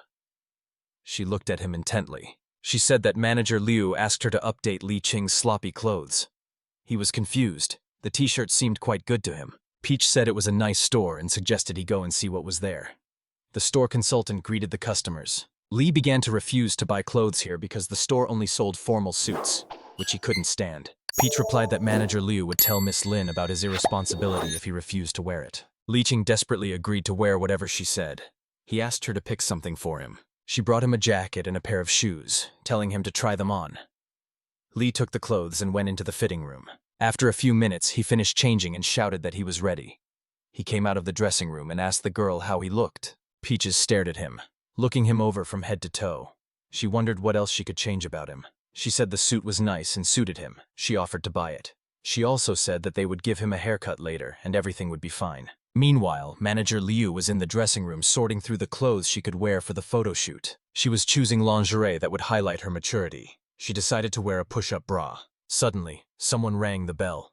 Liu became nervous because now she was not expecting guests at all. She began to hide things. She opened the door. It was Peach and Ching. She asked if they were done looking for clothes. Peach said that Lee had a great figure, so choosing clothes for him was no problem. The tie was too tight. Ching asked if it was okay to wear a suit without a tie. He adjusted the tie over and over again. Manager Liu looked at the guy in the suit and didn't recognize him at all. She asked him who he was. He replied that he was Ching. Peach asked the manager if she had already prepared her dress for the evening. She replied that she had not yet, as she had some work to do, so she had to postpone it. Ching asked, was that why they decided to dress him in a suit? He threw the tie on the sofa. He asked, the banquet will be in the evening, won't it? In that case, he should take off this suit for now. He began to unbutton his jacket. Manager Liu looked at his perfect figure, sweat running down her face. It was as if she was fantasizing about something. At one point, she suddenly grabbed Ching's hand while he was undressing. She told him to change in the room. She added that he was a man after all, and asked him to show himself a little more respect. Ching didn't understand what she was talking about and asked, what does respect have to do with it? Peach asked, was the manager blushing? The evening came and the trio went to the banquet. They stood in wonderful costumes and waited for the shows to begin. Manager Liu said that celebrities from all over the world have been invited here to give more publicity to the lingerie show that will take place later. She said there was another reason, and she even invited Lisa, who promised to appear at the show. Suddenly, a young and well-groomed guy loudly shouted the manager's name. He said that he had wanted to meet her for a long time. The manager rejoiced, saying that it was she who had sought out Mr. Lin. She said that she had heard that his company was already ready to enter the overseas market. The cute blonde who was standing with Lin asked him if the short guy standing in front of them was his competitor. Manager Liu looked at the girl angrily and asked who this fat pig called Shorty. She asked if she really wanted her tongue to be torn out. The sweet girl immediately became angry at these words. Mr. Lin began to calm the girls down. He said that Manager Liu actually had a great reputation. Ching was shocked and stood silently. He looked at everything that was happening and thought that in reality, Manager Liu didn't care about his reputation. At one point, he turned his gaze to the girl with blue hair. She had her back turned to him. She seemed very familiar to him. Lee realized it was Lisa. He said she was a cutie no matter what she wore. Her charm outshone any designer clothes. Liza suddenly looked at the crowd and found Ching there. She immediately exclaimed. Lee immediately became nervous and realized that she had noticed him. Sweat began to pour from his face. He did not know how to act. Lisa approached him and said that they had not seen each other for a long time, and she did not think that he would come to today's banquet. Ching said that it was true that they hadn't seen each other for a long time. He smiled broadly at her and didn't know how to start a conversation. She said she had flown from far away to find something easily. She said Lee knew she was looking for him. He was still nervous and said that he had urgent business to attend to and suggested that they talk a little later. He began to walk quickly away from the crowd, but Lisa shouted after him to stop. Lee realized that he needed to run immediately. Manager Liu asked her if she knew her bodyguard. Lisa looked angrily at Ching running away. She asked the managers if it was true that he was working as a bodyguard for her company. She immediately added that she now agreed to participate in Liu's show. The manager was very surprised because her previous requests had been refused, but now she agreed. Liza said that she would not let Ching escape so easily. She smiled slyly, as if she was planning something. The manager stood behind and was at a loss. The manager asked Lee what kind of relationship he had with Lisa.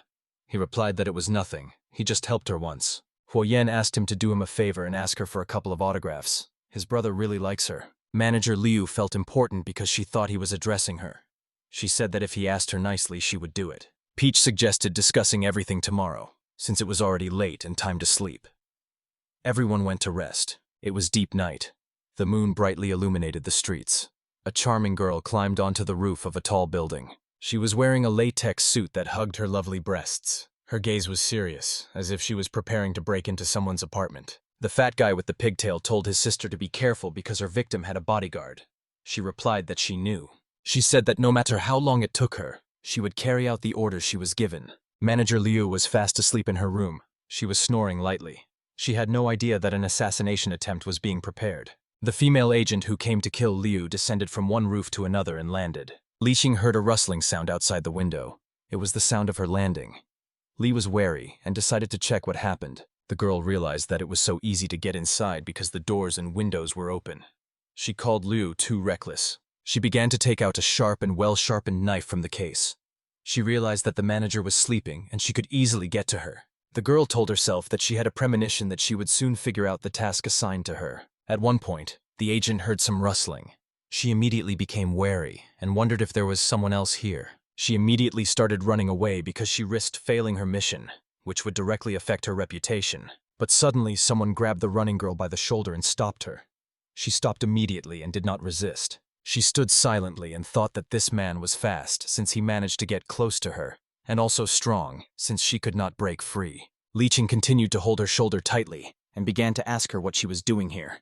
The girl began to struggle. She resisted with all her might, and with a sharp movement she delivered a spinning blow to Li Ching. A serious fight began between two well-trained fighters. Ching delivered pinpoint kicks to his opponent. Memories came flooding back to Liza. In them, she told Li Ching to leave. He wouldn't help her. This task was impossible. He told her to stop talking nonsense and get up off her knees. He was determined and serious. He knew they could do it. He took her hand and ordered her to get up. He firmly declared that he would not let her die and would not leave her alone. Lisa's heart was drowning in sadness and sorrow because of these memories. It was very painful for her soul to remember this. The man entered the room where she was sitting and said that it was time for her to go to rehearsal. Liza stood up confidently and told herself that Li Ching was more important to her than anyone else. She was determined. She smiled slyly, as if in her head she had already won. She said that Li belonged only to her. At this moment, Li Ching felt something was wrong. He choked on the hot coffee and spat it out. Huoyan stood behind him, perplexed. Li wondered why a chill ran down his spine. Suddenly, a frightened Miss Lin ran into the room and began to ask him where Manager Liu was now. Li asked, "Did something happen?" Madame replied that Lisa had suddenly refused to participate in the lingerie show. She was very anxious. Manager Liu immediately entered the room. She was also stunned and did not know what caused Lisa's refusal. She asked to be given her contract, and in return she would talk to her and try to sort everything out. Li Ching thought about it and realized that Liu usually behaved like a crazy person, but when the time came, she could always be relied upon. Suddenly, a cute girl appeared behind him. It was Ching. She called him and said that they hadn't seen each other for a long time. He turned around and was stunned by her appearance. Beads of sweat were still running down his face. He didn't know how to find the right words. Liu's manager tried to persuade Liza to do her a favor and perform at the show, since the contract was signed. She refused, promising to pay a penalty. Liza, seeing Li Ching, immediately exclaimed. She began to call him. He and Ching turned to look at her, not understanding what she wanted. She approached Manager Liu, saying that if she gave her Li Ching, she would not cancel the contract. The manager and Li were stunned. Ching said menacingly and confidently that Li Ching would not be Liza's. She adjusted her glasses and was prepared for anything. Lisa was stunned and didn't understand what she was talking about. Anne said that her company was clearly not involved in human trafficking. The blue-haired girl immediately approached her and asked who she was. She replied that she was a secretary. Lisa asked what a secretary would do here anyway. She said she would ask Manager Liu. Ching replied that she didn't have to worry, and she could assure that Manager Liu would definitely listen to her. Liza asked angrily, "What does she mean by that? Does she like Li Ching too?" Anne said that she was only protecting the personal space of the company employees' people. Liza claimed that he would be completely safe with her, but she didn't mean this. Li Ching was angry. He cut in sharply, telling Lisa that she had to keep her promise. He added that he hadn't thought she was so stubborn. She said, offended, that he was the only one stubborn here, and no one else. She looked angrily at the floor. Li Ching added that Manager Liu has no right to control him and he will decide his own fate. Liza said she knew all this. She was just joking to scare Liu's manager. She said she would take part in the show. The lingerie show began. Manager Liu asked Ching what she was doing there. She replied that she had come to meet a friend, so she was sitting with her. The girl said that everything was great and everyone had worked hard, and now the participants could have a snack and rest. Liza said that she was very tired. Li Ching praised her, saying that she had worked very hard today. She slumped down and began to hold on to Li Ching. He was surprised and asked if she was okay. She hugged him. Lisa said her legs were hurting terribly and asked the guy to stretch them. Li looked at her in surprise. Ching watched all this happen and suddenly became angry, because she still had feelings for Li. She got angry and immediately jumped up. She ran towards Lisa and Chin. Manager Liu didn't understand what was wrong with her. Liza invited Li Ching to eat together. He asked her not to pull him too hard, and Ching watched all this. At one point she shouted for them to stop. She looked at them angrily. Lisa also looked at her angrily. Ching asked for a little time, saying that she needed to discuss some work matters with Li Ching. Lisa said angrily that it was a break and they were going to get a snack. She said they could talk about work later. Anne told her that she could eat first if she was so hungry. She added that she was not holding her back. A verbal altercation began between the girls. Li Ching stood as if between two worlds. He was like a rope being pulled. Suddenly, Huoyan walked up to them and asked Li if he wanted to have lunch together while there was still break time. Li and Ho hugged each other and went to have a snack. Ching said that he was just in time. The girls looked after them, dumbfounded. Liza said that it was Ching's fault because she was the one who scared Li Ching away. But she said that it was Liza's fault because she was the one who asked him to give her a massage and eat with her. The squabble continued. They spent a long time sorting things out, and couldn't find the culprit. The break time was running out. Huoyan and Ching were in the dining room. Yan asked how long he had known Lisa. He replied that he had not known her very long. Ching said in frustration that she was very unrestrained and impudent. Sometimes he couldn't stand such behavior. The agents were looking at Ching's photo. One of them said that his photo had already been sent to headquarters. She said that the agent's next task was to gather information about him. She said that everything would be much easier from now on than it had been before. The agent agreed with her. A plump girl asked her sister why she always wore a mask. She asked if she felt stuffy. My sister asked a counter question. Why does she always wear glasses? Doesn't that make her vision worse faster? Suddenly a notification came to the laptop. The girl said that it was a message from headquarters. She immediately became wary. The agent asked what had happened. The girl was nervous. Sweat was running down her face. Something was wrong. She said that an order had come from headquarters stating that they had to retreat. She flew up at that very moment and started to gather her things. She gathered a bag of things and asked why her sister was standing. She said that they were allowed to rest, but she refused to go. She declared that under no circumstances would she give up halfway. The girls said that she was crazy, because even their superiors did not want to deal with Ching, since he was very dangerous. The agent said he was no longer their target. They had to take care of that girl. They had to use the opportune moment when Lee was away. The girls said that her sister could continue to insist, but they were ordered to retreat. Otherwise, if anything happened, they would be the ones to suffer. She insisted that they obey the order and retreat, but the agent looked tiredly at the floor, not knowing what to do. She still decided to obey the order and retreat. The girls set up camp and slept in a tent. It was deep night outside. Something woke the agent up. Something suddenly alerted her. She seemed to hear some rustling nearby. She began to watch through binoculars and realized that her opponent had finally descended, and now she had the opportunity to deal with Manager Liu. She realized that as long as Ching was not around, it would be very easy to finish what she had started. She continued to watch through the binoculars. She noticed that he took his wallet out of his pocket. He was obviously going to buy something. She stopped following him.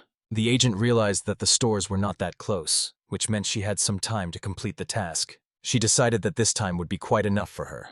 She decided not to waste a minute and to start acting. Ching walked down the street and didn't ask himself where the nearest store was. Manager Liu, unaware of anything, was enjoying her shower. She calmly soaped her body and hummed songs. The agent had already approached her victim.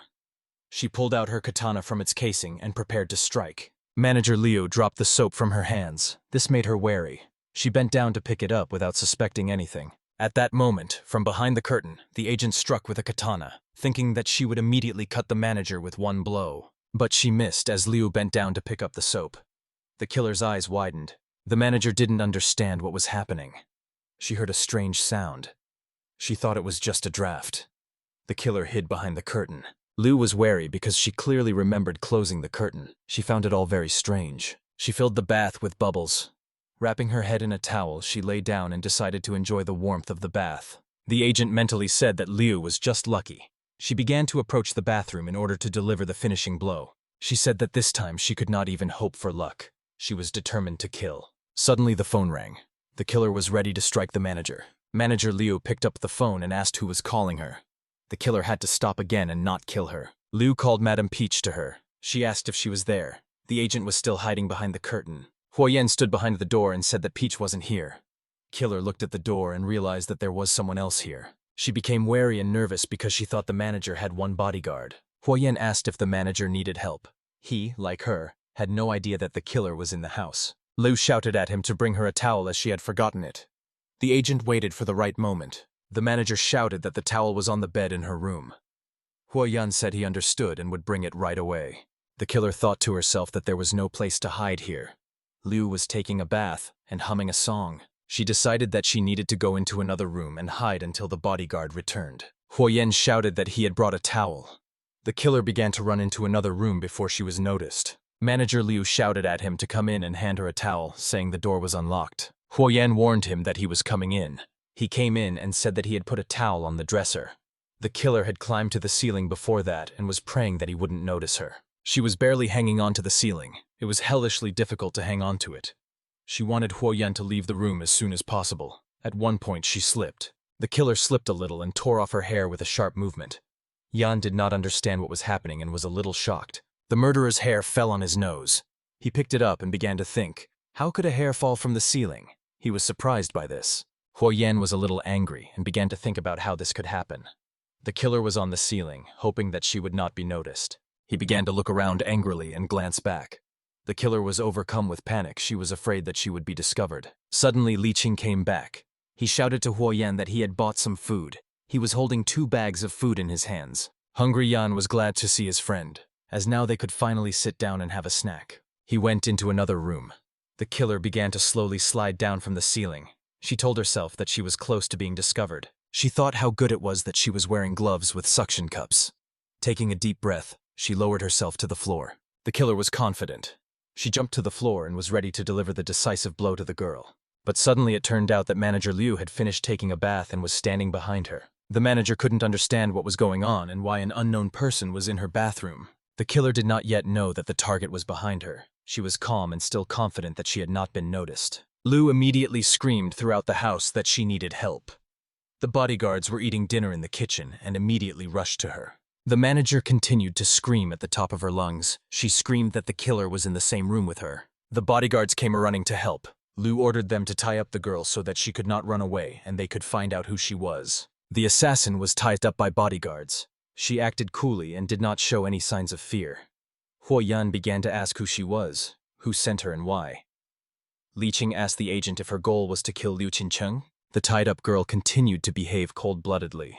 She did not answer the interrogators' questions. They asked her not to pretend that she was deaf. Li Ching told Yan to take off her mask so they could see who she was. This made the girl angry. She began to threaten that if they dared to remove her mask, she would deal with them and their families. Li asked if she thought her threats would scare them. They mocked her. Ching told Huo Yan to take off his mask. The girl was angry with such behavior of the bodyguards. Their actions and mockery of her irritated her. She wanted to kill them. Huo Yan laughed at her, his hand reaching out to pull off her mask and reveal her identity. But at one point someone disturbed their peace. Someone rang the intercom several times. Li Ching and Huo Yan were surprised and wondered who it could be. They were not expecting guests at this time. There was a man in a police uniform standing behind the door. He greeted them and said that he was a policeman, showing his ID. He said a passerby told him he saw a suspicious person enter through a window, and he also suggested it might be a burglar. Li Ching told the policeman that he was just in time, because they had caught the criminal. He smiled broadly. The policeman made the arrest and said that they had nothing more to worry about, and that he would take the girl to the station. Li Ching thanked him for his help. The policeman and the girl left, slamming the door behind them. Li locked the door and exhaled calmly. The policeman turned out to be a bandit just like the girl. He told her that she needed to leave as quickly as possible. The killer's girlfriend took off her wig. She said she was lucky she got there in time. She asked if the agent knew what would have happened if she hadn't made it. She also added that it looked like a robbery, nothing to do with a serious crime, but if she was caught, all their past affairs could be revealed. The girl also said that it would be good if she got off with a life sentence. The killer said, upset, that she had not thought about that. They began to walk away from the building, saying that Lin was clearly asking for trouble. Li Ching was watching them from the window at that moment. He overheard the girls talking. They said that Lin should look for other people for this case, because their fee was not worth such a risk. Li Ching told his comrade Huo Yan what he had overheard. He asked if the boss's surname was Lin. Lin turned to Manager Liu. He asked if she remembered anyone with the surname Lin who might have a grudge against her. The manager replied that she only knew one such person. His name was Lin Hai. She said that he was Mr. Lin, whom they had met at the banquet. Their companies were competitors. Li Ching said that this was just competition, and he was so serious about it. He said that since the plan didn't work this time, he would try to stand in her way again. He also added that Manager Liu should be careful and not stay alone, as there would be more attempts to kill her. The lingerie show began. There were a lot of people around. They were having fun and dancing. It was very noisy. Li Ching watched all this and was surprised by the number of people who came to the lingerie show. He asked, "Because the show hasn't started yet?" Manager Liu said this is the biggest lingerie show in the history of this country. Celebrities, businessmen, and journalists from all over the world will come here. Ching turned to Qinshin, saying that so many people might bring trouble. She asked if Qin had taken care of security. The manager replied that of course she had taken care of security. She said that Huo Yan had brought a large group of security guards, and everything would be fine. Ho, meanwhile, was calming down the people in the crowd, asking them to stop pushing each other, because the show hadn't started yet. A man in the crowd shouted that he loved Lisa. Li Ching watched all this and was surprised. He said to himself that he didn't think that Lisa had so many fans. Manager Liu told Liza that she came to check on her. She reminded her that she was participating in a show today and asked if everything was going according to plan. Lisa was in a good mood and with a smile on her face she replied that she had no problems. Everything was fine. Liu Qingchen said it was wonderful. She said she would go check on the other participants in the show. Liza asked Li Qing to stop.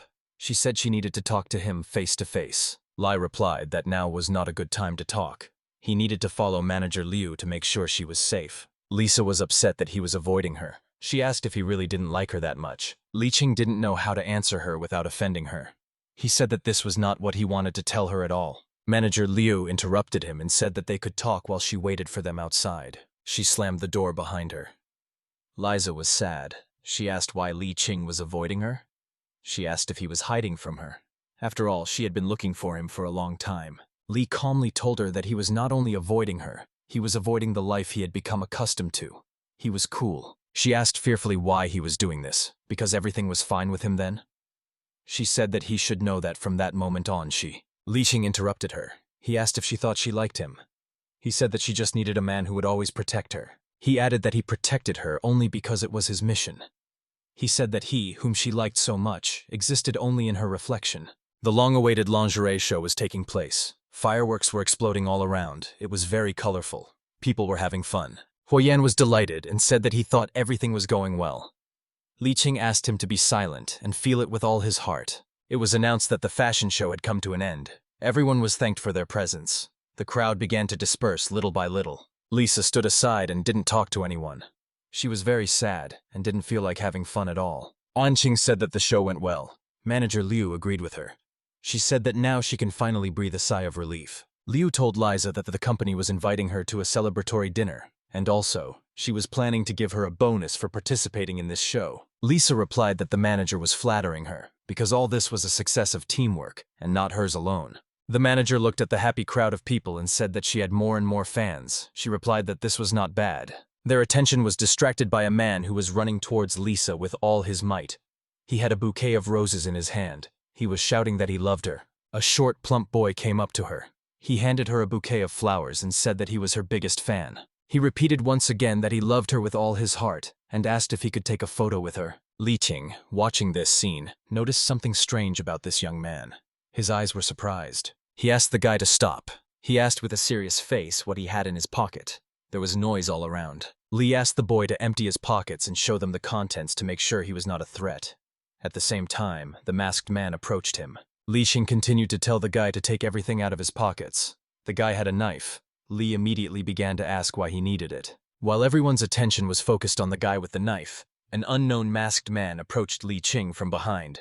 His gaze was treacherous. Qing turned to look at the stranger. She immediately wondered who it was. She had never seen this person before. The suspicious man had a knife in his hand, and immediately panicked. She didn't know what to do. She continued to worry, sweat pouring down her face. She wondered if it was the man who would stab her with a knife. And so it happened. The man did stab her with a knife. Li Qing didn't understand what was happening. He felt as if someone had hugged him from behind. He was dumbfounded. It turned out that it was Ching who hugged him around the waist. He was stunned and frightened by such an unexpected action. He asked what happened and why An hugged him. She remained silent and continued to hold on to his body. At one point, she began to fall rapidly to the floor. Her back was completely covered in blood. Li Qing was deeply shocked. He didn't understand what was happening. He immediately started shouting her name. It turned out that the masked stranger wanted to stab Li, but Qing covered him with her body. Her last words were that he was in danger. Qing fell to the ground and stopped showing signs of life. Blood was still flowing from her back as before. Li Qing started shouting and asking if anyone had a phone. He asked for an ambulance to be called as soon as possible. The ambulance came and took Qing away. Lisa and Li sat in the hospital, waiting for news from the doctors. Lisa suddenly said that Li had said that he was avoiding his usual life. It was as if she wanted to clarify something with him. She added that there were rumors that the killer's target was him, not Qing. Li, at this moment, showed no emotion and remained silent. Liza said that in the end, Qing decided to protect him and take the blow herself.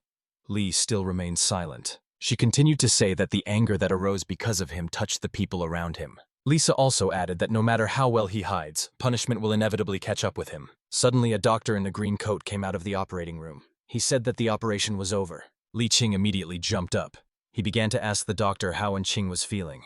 The doctor replied that the danger had passed. He said they put 16 stitches in her wound, and if she recovered, she would be back to normal in a few months. Lisa thought silently. She told herself that with such a character, Lee would never have a normal life. She felt a little sorry for him. And Ching was in the hospital room. She was sleeping with her hair down. There was no one next to her. At one point, she opened her eyes and tried to figure out where she was. Her head hurt after all this. It turned out that Lisa was also in the room. She asked if she was awake. Lisa was sitting on a chair next to Anne's bed. She asked her if she wanted to drink. And Ching was a little scared because she didn't know where she was. She sat down and began to look around, trying to figure everything out. She felt a little uneasy. Lisa handed her a glass of water. She said that Li Ching was not here. The anesthesia was wearing off, and he went downstairs to get food and drinks. An Ching was reassured by her words and took the glass of water from her hands. She thanked Lisa for taking care of her. Anne was sad because she didn't want things to turn out this way. Lisa started saying that if she were in her place, she would have done the same. She also said that she didn't mean anything like that, but just wanted to say that he deserved it. She said that if she wasn't mistaken, Lee had once helped An Ching. She continued to say what she thought. Anne must have realized that Lee wouldn't help if he knew they would have to help him in return. An Ching replied that she knew all of this. She just didn't want him to get hurt. She was still in love with him. Manager Liu asked if An really wanted to leave the hospital.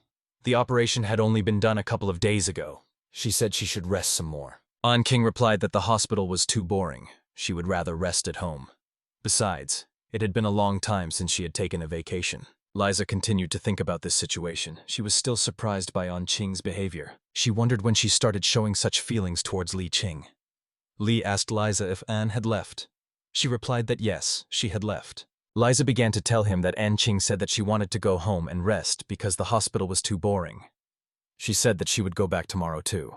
Li Ching was upset. She said that if she had the chance, she would find him again. She told herself that she didn't want to blame him for this. An Ching sat in the chair. She thought and told herself that she didn't want to ask Li Ching to love her just because she was injured. When she recovered, she would meet him again. It was terribly cold outside. People passing by complained that the weather was terrible.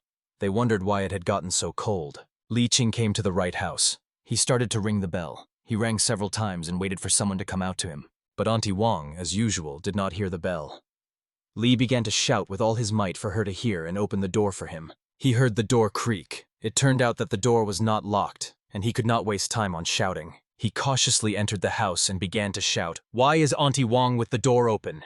He began to call Sister Hua. No one responded to his cries. He remained wary and continued walking down the hallway of the house. He entered the hall and realized that there was no one in the house. He wondered what could have happened during his absence. He found an unknown substance on the floor. He touched it and smelled it. It turned out to be dried porridge. He walked over to this pot on the stove and opened it and smelled the broth. It had obviously gone bad. Lee realized they hadn't been here for days, but at one point, he looked back warily and discovered a note on the door that was attached with a knife. The note said that if he dared to report it to the police, Auntie Wang and Sister Hua would be killed. After reading this, Li Ching became furious. Fury and anger clouded his mind. He decided that he would destroy everyone who had offended them. One of the bandits suggested to his comrade to go back, because they had been sitting there for a long time, but still had not picked up a single customer. The comrade suggested that he sit until 3 o'clock in the morning.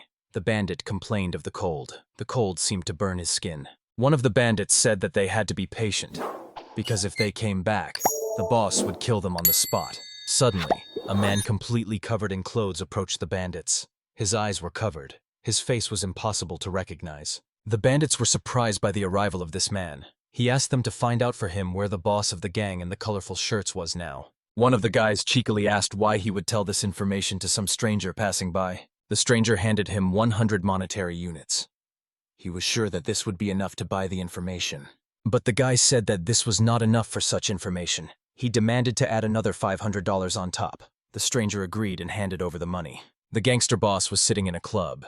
He was having a nice time with a girl. She was telling him that he was amazing because he drank so many cocktails. The boss stood up and said that he was going to the toilet, and when he returned, he would fight again.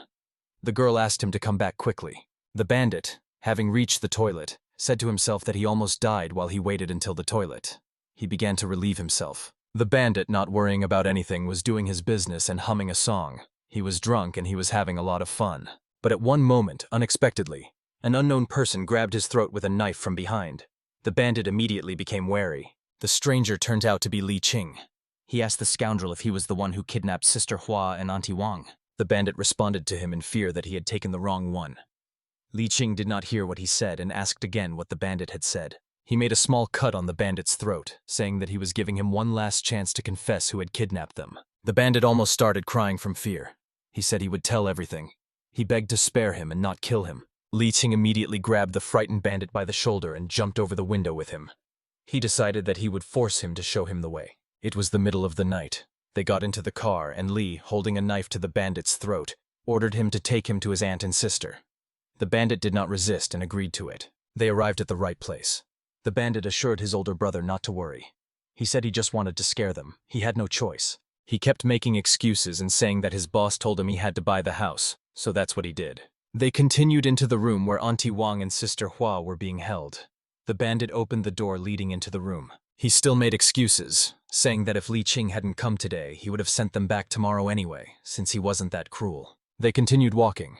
The bandit said that a few more meters and they would reach the right place. But suddenly, the bandit realized that this was his only chance to escape from Li Ching. His gaze was malicious. At that moment, lightning struck. The thunder was very loud. Li Ching's attention was drawn to the sound of thunder. The bandit was cunning. He took advantage of this moment and quickly slipped into the crack near which he was located. Li Ching didn't have time to react. The bandit slipped away and locked himself in. Li tried to lure her out. He knocked and shouted for him to come out. The bandit mocked Li and said he was an idiot.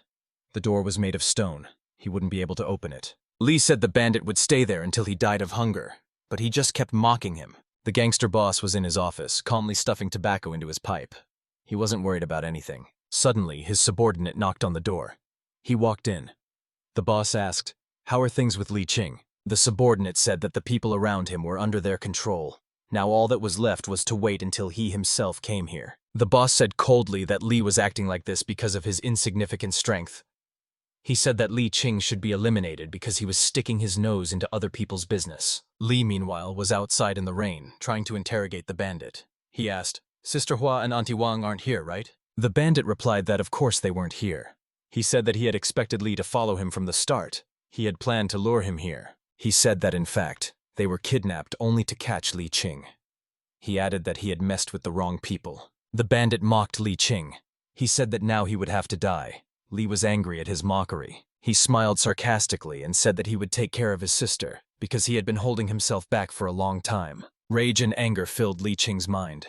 Out of anger, he immediately tore his jacket and threw it away. The insignificant bandit kept saying that Sister Hua had a great figure, and he wanted to try her when he grabbed her, but she kicked back. Li Ching's eyes were filled with rage, preparing to destroy the bandit and all his assistants for Sister Hua.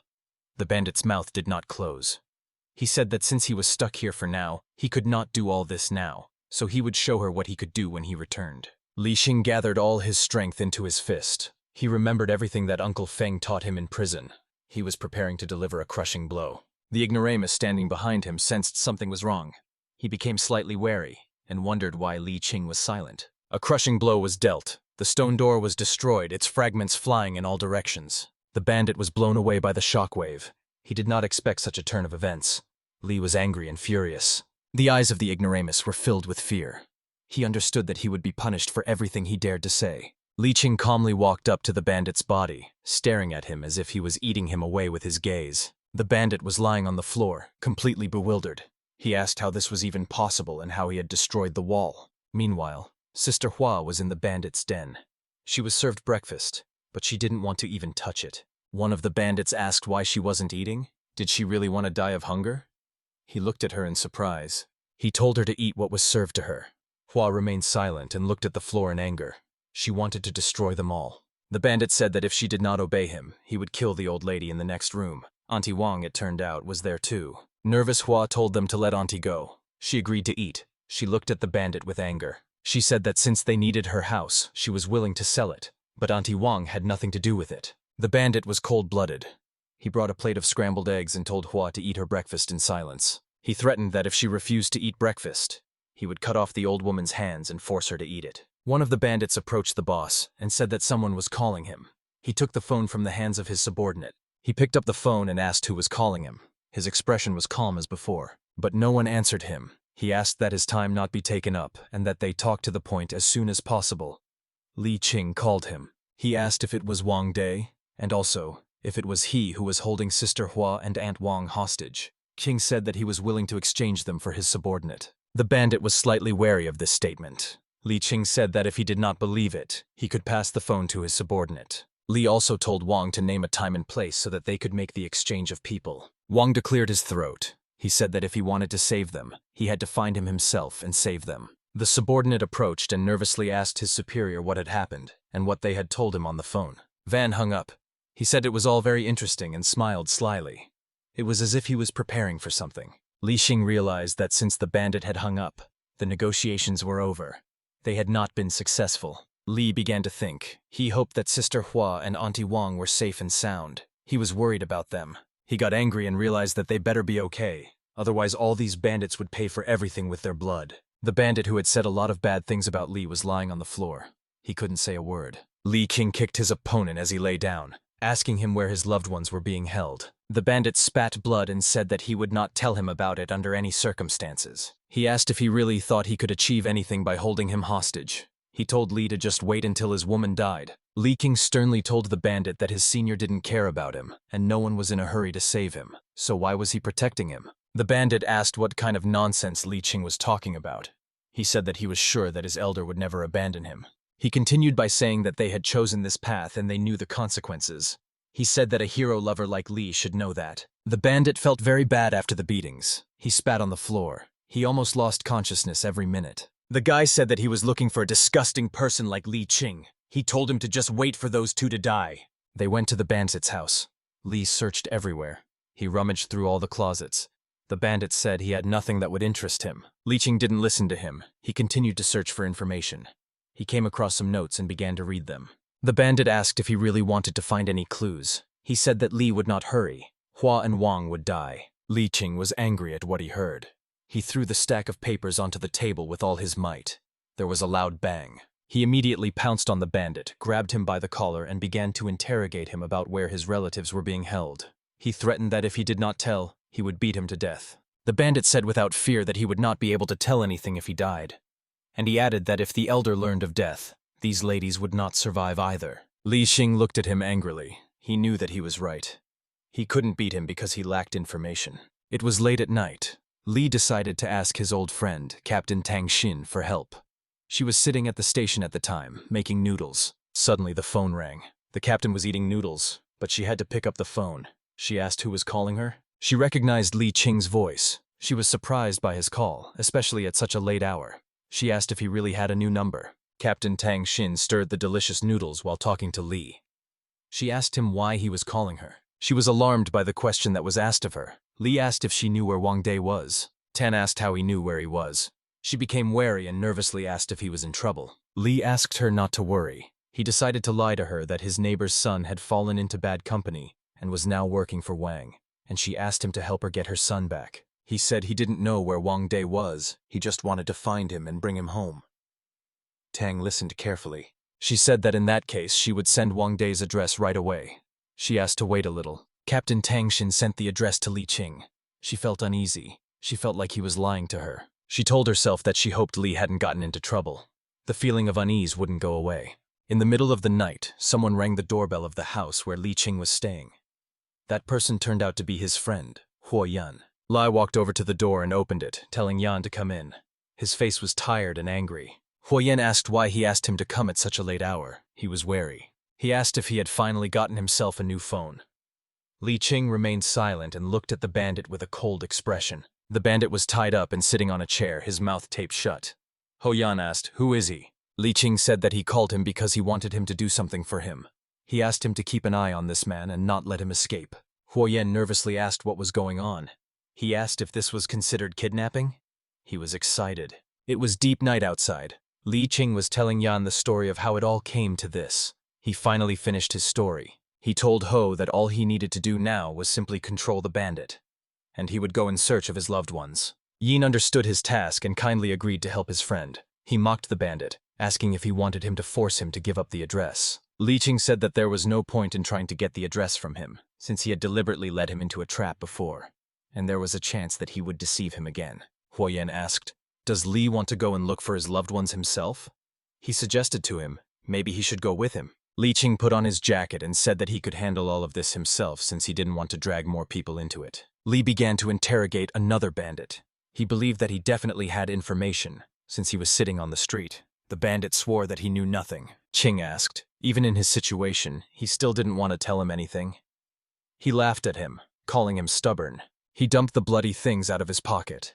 He told the bandit to look at them, knowing that he knew about them. The bandit was stunned. He said it was an ID card, an amulet of Big Brother. He said that the amulet was always with him. Li Ching continued to press the bandit's psyche, saying that since he recognized the amulet, he would recognize this too.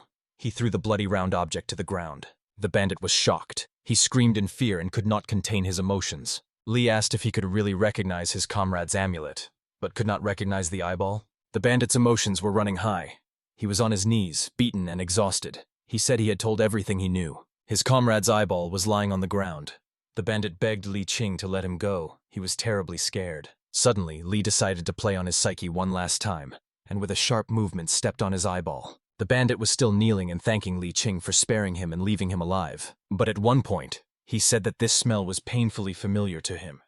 He shouted that it was a pig's eye. Li Ching sternly declared that if he did not tell him the location of his loved ones, a human eye might end up there. One of Wang Day's companions asked if he was sure that they didn't have to worry about his younger brother. He said that Li Ching could do anything to him. Wang confidently said that he couldn't do it. If Li Ching wanted to save these two people, he wouldn't do anything to his younger brother. He asked his comrade if he had calmed down the two women. His gaze was cold and stern. The subordinate shouted that of course he had calmed them down as he had been ordered. Wang Day praised him. He looked out the window and said that he thought Li Ching would find them very soon. He would come for his death. It was a hot day. Two unknown people surrounded the house where the younger Wang was being held. They tried to do everything silently. One of them said that some sounds were heard in the house. It seems that they were not mistaken and arrived at the right place. The second guy asked how many people he thought were there and if they would need reinforcements. The man said that it wouldn't be necessary. It was a great opportunity. He said that they didn't need to invite anyone else to share the profits with them. Huo Yan, unsuspecting, continued to watch the hostage. Suddenly the doorbell rang. Yan became wary. He wondered who could be calling at this time. He started walking towards the door. He thought, perhaps it was Li Ching who had returned from looking for his loved ones. He walked to the door to look through the peephole.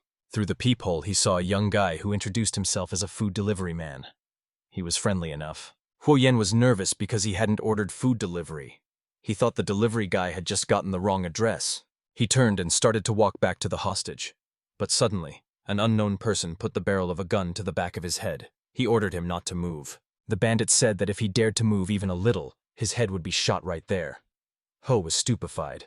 The bandit threatened that if the food delivery man had heard anything, he would be killed too. Yan was nervous. The bandit shouted to his accomplice Chang to untie Brother Hua as quickly as possible while he held Yan at gunpoint. The rope on Hua's body finally fell off. He stood up from the chair, feeling a little uncomfortable at first. He praised the bandits, saying that they were cool because they found him quickly. He promised them a good reward for their work. The bandits still had their guns trained on Huo Yan. Embarrassed by Hua's praise and compliments, Bandit Cheng handed the phone to Hua, saying that he needed to make a call. He calmly handed the phone over. Brother Hua asked who he needed to call and why. He looked at the bandit in surprise. Ching said that Wang Day said that there was no point in leaving those two women alive when Hua was safe. He said that Wang's problem was solved, so he needed to make a phone call and notify his elder brother, and the women would be buried alive. Hua smiled slyly and was surprised by this. He was happy with this outcome, since he was now free. He had outplayed Li Ching. He made a phone call and informed his brother that he was okay. There was a thunderstorm outside. The bandits packed the women in a bag and started carrying them somewhere. One of the women was kicking and trying to get out of the bag. The bandit was shouting at her. He was threatening to hit her if she didn't stop doing it. Sister Hua, who was in the bag, tried with all her might to break free. The girl was crying. Her mouth was taped. The bandits threw the bags into the trunk of the truck. It was terribly cold and scary in the trunk. They left the bags and started to leave. The women tried to break out of the bag with all their might. The bandits got into the truck. One of them asked if they could do that at all. He said he was scared because it was murder. The truck driver asked him what was scary about. He said that this job was a chance for them to make a name for themselves. They couldn't turn down such assignments. There was still a thunderstorm outside. The truck was stopped by police officers. They asked for the driver's license and ID card. The bandit started shouting that he hadn't been drinking. The officer said that he hadn't accused him of being drunk. He asked for his documents again. The policeman told Captain Tan that she did not have to go with them as it was just petty theft. The captain ordered him to just do his job and ignore her presence. She said she had little to do, so she decided to take a little rest. Tang Xin thought. She told herself that she felt uneasy after Li Qing's call. She hoped that nothing had happened to him. The bandits decided to take advantage of the moment, and while the police were talking, the driver got into the car and started to drive away. The second bandit started screaming in anger. He was screaming that there was a police post ahead and they couldn't get away that easily. He was yelling at his accomplice, who was the driver. What was he waiting for? He was yelling at him to turn around. The driver pressed the accelerator pedal to the floor. Captain Tang Xin stopped thinking because she heard a strange sound. She turned around and immediately became alarmed. She started shouting that something was wrong with that truck. She ordered it to be stopped immediately. The truck driver did not stop. He continued to drive at full speed. The truck made a loud noise. One of the bandits shouted that they were being chased, so they needed to get out of here as quickly as possible. The police car was chasing the truck at full speed. The truck driver tried to remain calm. The red-haired bandit shouted at the driver to go even faster, as the police were almost on top of them. The driver angrily shouted at him that he knew everything without him. He asked him not to shout at him and to shut his mouth. He pressed the gas pedal with all his might. The truck was racing as fast as it could. The driver could barely hold the steering wheel because the speed was insane. The police car did not lag behind the bandits for a minute. They chased the truck at the same pace. At one point, the truck passed a traffic light. The light was red. According to the rules, it was necessary to stop. The driver ignored traffic rules and drove through a red light, almost getting into an accident. He honked his horn so that other road users would give way to him. The driver's accomplice was dumbfounded. Suddenly, a collision occurred. One of the drivers did not have time to react to the moving truck. There was still a terrible thunderstorm outside. It perfectly emphasized the terrible collision that had taken place. Various parts of the car flew in all directions after the collision. Human blood flowed on the asphalt. Someone's phone was still intact. Suddenly, someone started calling it. There was a loud ringing sound. It turned out that the bandit Hua had called him. He wanted to know how his subordinates were doing. No one answered his call. He became nervous and wondered why no one was picking up the phone. This made him wary. He approached the two bandits and asked if they dared to play a prank on him. They looked at him in fear. He asked how this was possible. Xiang, stuttering with fear, replied that perhaps the connection in the mountains was not very good, which was why no one was picking up the phone. Huoyan looked at his opponents angrily. He decided to take advantage of the moment and abruptly snatched the gun from the bandit's hands. The bandit didn't have time to understand anything. Ho suddenly pulled his hand and the pistol ended up in his hands. He didn't think, and without any doubts, he shot the scoundrel Hua in the leg. The bullet went through the leg. Hua immediately began to scream with all his might in pain. The pain was unbearable, as if the bullet had burned through his leg entirely. He struck his opponent with a precise elbow blow, who tried to stop him and snatched the pistol from his hands. Xiang tried to knock the gun out of his hands. He hit Yan in the back of the head and took the gun into his own hands. This action angered Ho, and he angrily attacked the bandit in order to grab the gun and protect himself. He grabbed the gun and began to pull it towards himself, but Cheng resisted with all his might. He did not want to give up the gun. Huoyan decided not to stand on ceremony with his opponent. He struck Qian in the wrist, thereby breaking his bone. He snatched the gun from the bandit's hands. Chiang fell to the floor, his wrist in pain, and he couldn't understand how Ho had managed to do it. Yan, having snatched the gun, began to spin it on his index finger like a basketball. He pointed his gun at the bandits, ordering them not to move. The bandits did not resist and obeyed. He began to ask where Li Qing's loved ones were now. His gaze was threatening. He tied up the bandits. They didn't make a sound and ignored his questions. This angered Ho. He did not stand on ceremony with the scoundrels and decided to punish them for their silence. He shot one of them in the leg. The bandit could barely hold back tears from the hellish pain he received from the pistol shot. The bullet burned his leg. One of the bandits started shouting that he would tell everything. He said that they had taken them to the western suburban mountains to prepare them for burial. Hugh realized that he was powerless on his own, so all he could do in this situation was just call the police. And he also needed to call Li Qing about it. But at one point, Huo Yan remembered that Li Qing still didn't have a phone. He wondered why he still couldn't buy one for himself. It was a gloomy, menacing day outside. Li Qing stood in front of the entrance to Wang Day's house. Wang's subordinate told him with fear that Li had found them and was already there. Day was not embarrassed to learn this. He said with a slight mockery that he had finally waited for Li Qing to arrive. He was a little happy about it. An angry Li Qing came to take his loved ones. Nothing could stop him. He destroyed the door. He began to easily beat the guards one after another who attacked him. He was merciless. The guards' bones broke one after another. Blood gushed from everywhere. Li felt no pity. He was merciless. Ching mercilessly slaughtered all his opponents. The guards were lying at his feet, as if it was meant to be. Behind him stood the cunning Wang Day.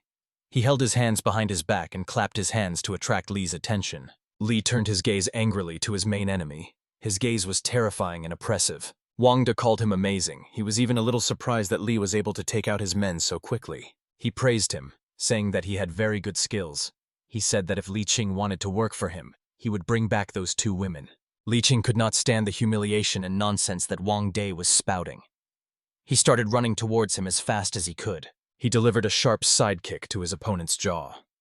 Wang did not have time to react to such a blow. Ching delivered another series of blows to the opponent's body. Wang De was unable to resist him. Li continued to beat his opponent mercilessly with all his might. He did not stop for a single second. Wang tried to defend himself from the series of blows that Ching was so successful in. He tried to block. He tried to create support on his legs in order to stand in the unequal fight. A loud crunching sound was heard. Wang De was immediately startled, as the sound seemed painfully familiar to him. He was wary. He looked into his opponent's eyes. He was surprised by the blow that Ching demonstrated. He was amazed that his power went through the bones and broke the floor. He remembered that he was the only person who could do such a thing. Wang De admitted that he didn't expect that the secret book he spent so much time searching for was actually in Ching's possession. Li asked what he was even talking about. His gaze was still brutal and menacing. Wang De asked, "So Ching really has a secret book?" He said that it was just wonderful. He immediately decided to demonstrate what he was capable of. He began to gain speed with all his might. Ching was shocked by the enemy's speed, as he had not expected this from him at all. Wang De's speed was like the speed of light. He was so fast that it seemed like he was creating clones. Li panicked, telling himself that the enemy was getting faster and faster. He couldn't see him clearly. Wang De began to run around the enemy at a crazy speed. Ching was seized with panic. He did not do anything to resist him. Li couldn't believe he was so fast. He had a feeling there were more people ahead of him. At an unexpected moment, the enemy struck Ching. Blood began to spurt from his neck. Li was stunned. He grabbed the bleeding site. He didn't understand what was happening. He didn't even notice how he attacked. Ching realized that defeat was near, because the enemy had almost hit his artery. He was one step away from death. Wang De launched another, this time a precise blow at Ching with furious speed. He did not have time to react. The bloodied Li began to fall to the ground. He had no strength to resist. The blood gushed out without stopping. The amount of blood was unbearable. It almost completely covered Ching, even going onto his sneakers. But Li managed to stay on his feet. He realized that at this rate the enemy would just play with him until he slowly died. He needed to grab him. If he could do that, everything would be much easier. Wang De told Ching that if he gave him the secret book, he would let him live. Li ignored him. Wang asked if he didn't want to stay alive and thought he could escape from him. He suggested that he give up because no one could beat his speed. But at an unexpected moment for Wang, Ching managed to grab his hand. He managed to do it with a sharp movement. Ching stopped him. Wang De immediately panicked and wondered how this was possible. His eyes were filled with fear. Ching decided not to waste a minute. He caught his opponent off guard and decided to throw him over his shoulder. Vanda, without having time to understand anything, flew over his shoulder. He was amazed by such combat assistance from the enemy. He fell to the floor, hitting the back of his head on the floor. Ching was cruel to his opponent. Blood was oozing out of Wang's mouth. He no longer had the strength to resist the enemy. He was powerless. Ching had no intention of stopping. He grabbed his opponent's hand, intending to break his wrist. Wang De's bone was successfully broken at the elbow. He felt hellish pain in his arm, as if it was being torn from the inside. Wang De found the strength to jump to his feet. He was dizzy and could barely stand. He decided that he would not surrender to the enemy so easily. Ching stared at the enemy's eyes, expecting anything. Weakened, Wang De asked Li how he managed to grab his hand and stop him. There was no emotion on his face. Hing replied that he was not as fast as D, and it was impossible for him to catch him. But if he could predict the direction of his movements, the task would be much easier. Blood was still flowing from Li's body. It was flowing from the sleeve of his jacket onto his palm, and it was a dark red color. Wang asked if he could really predict the direction of his next move. He asked if he had learned it from the secret book.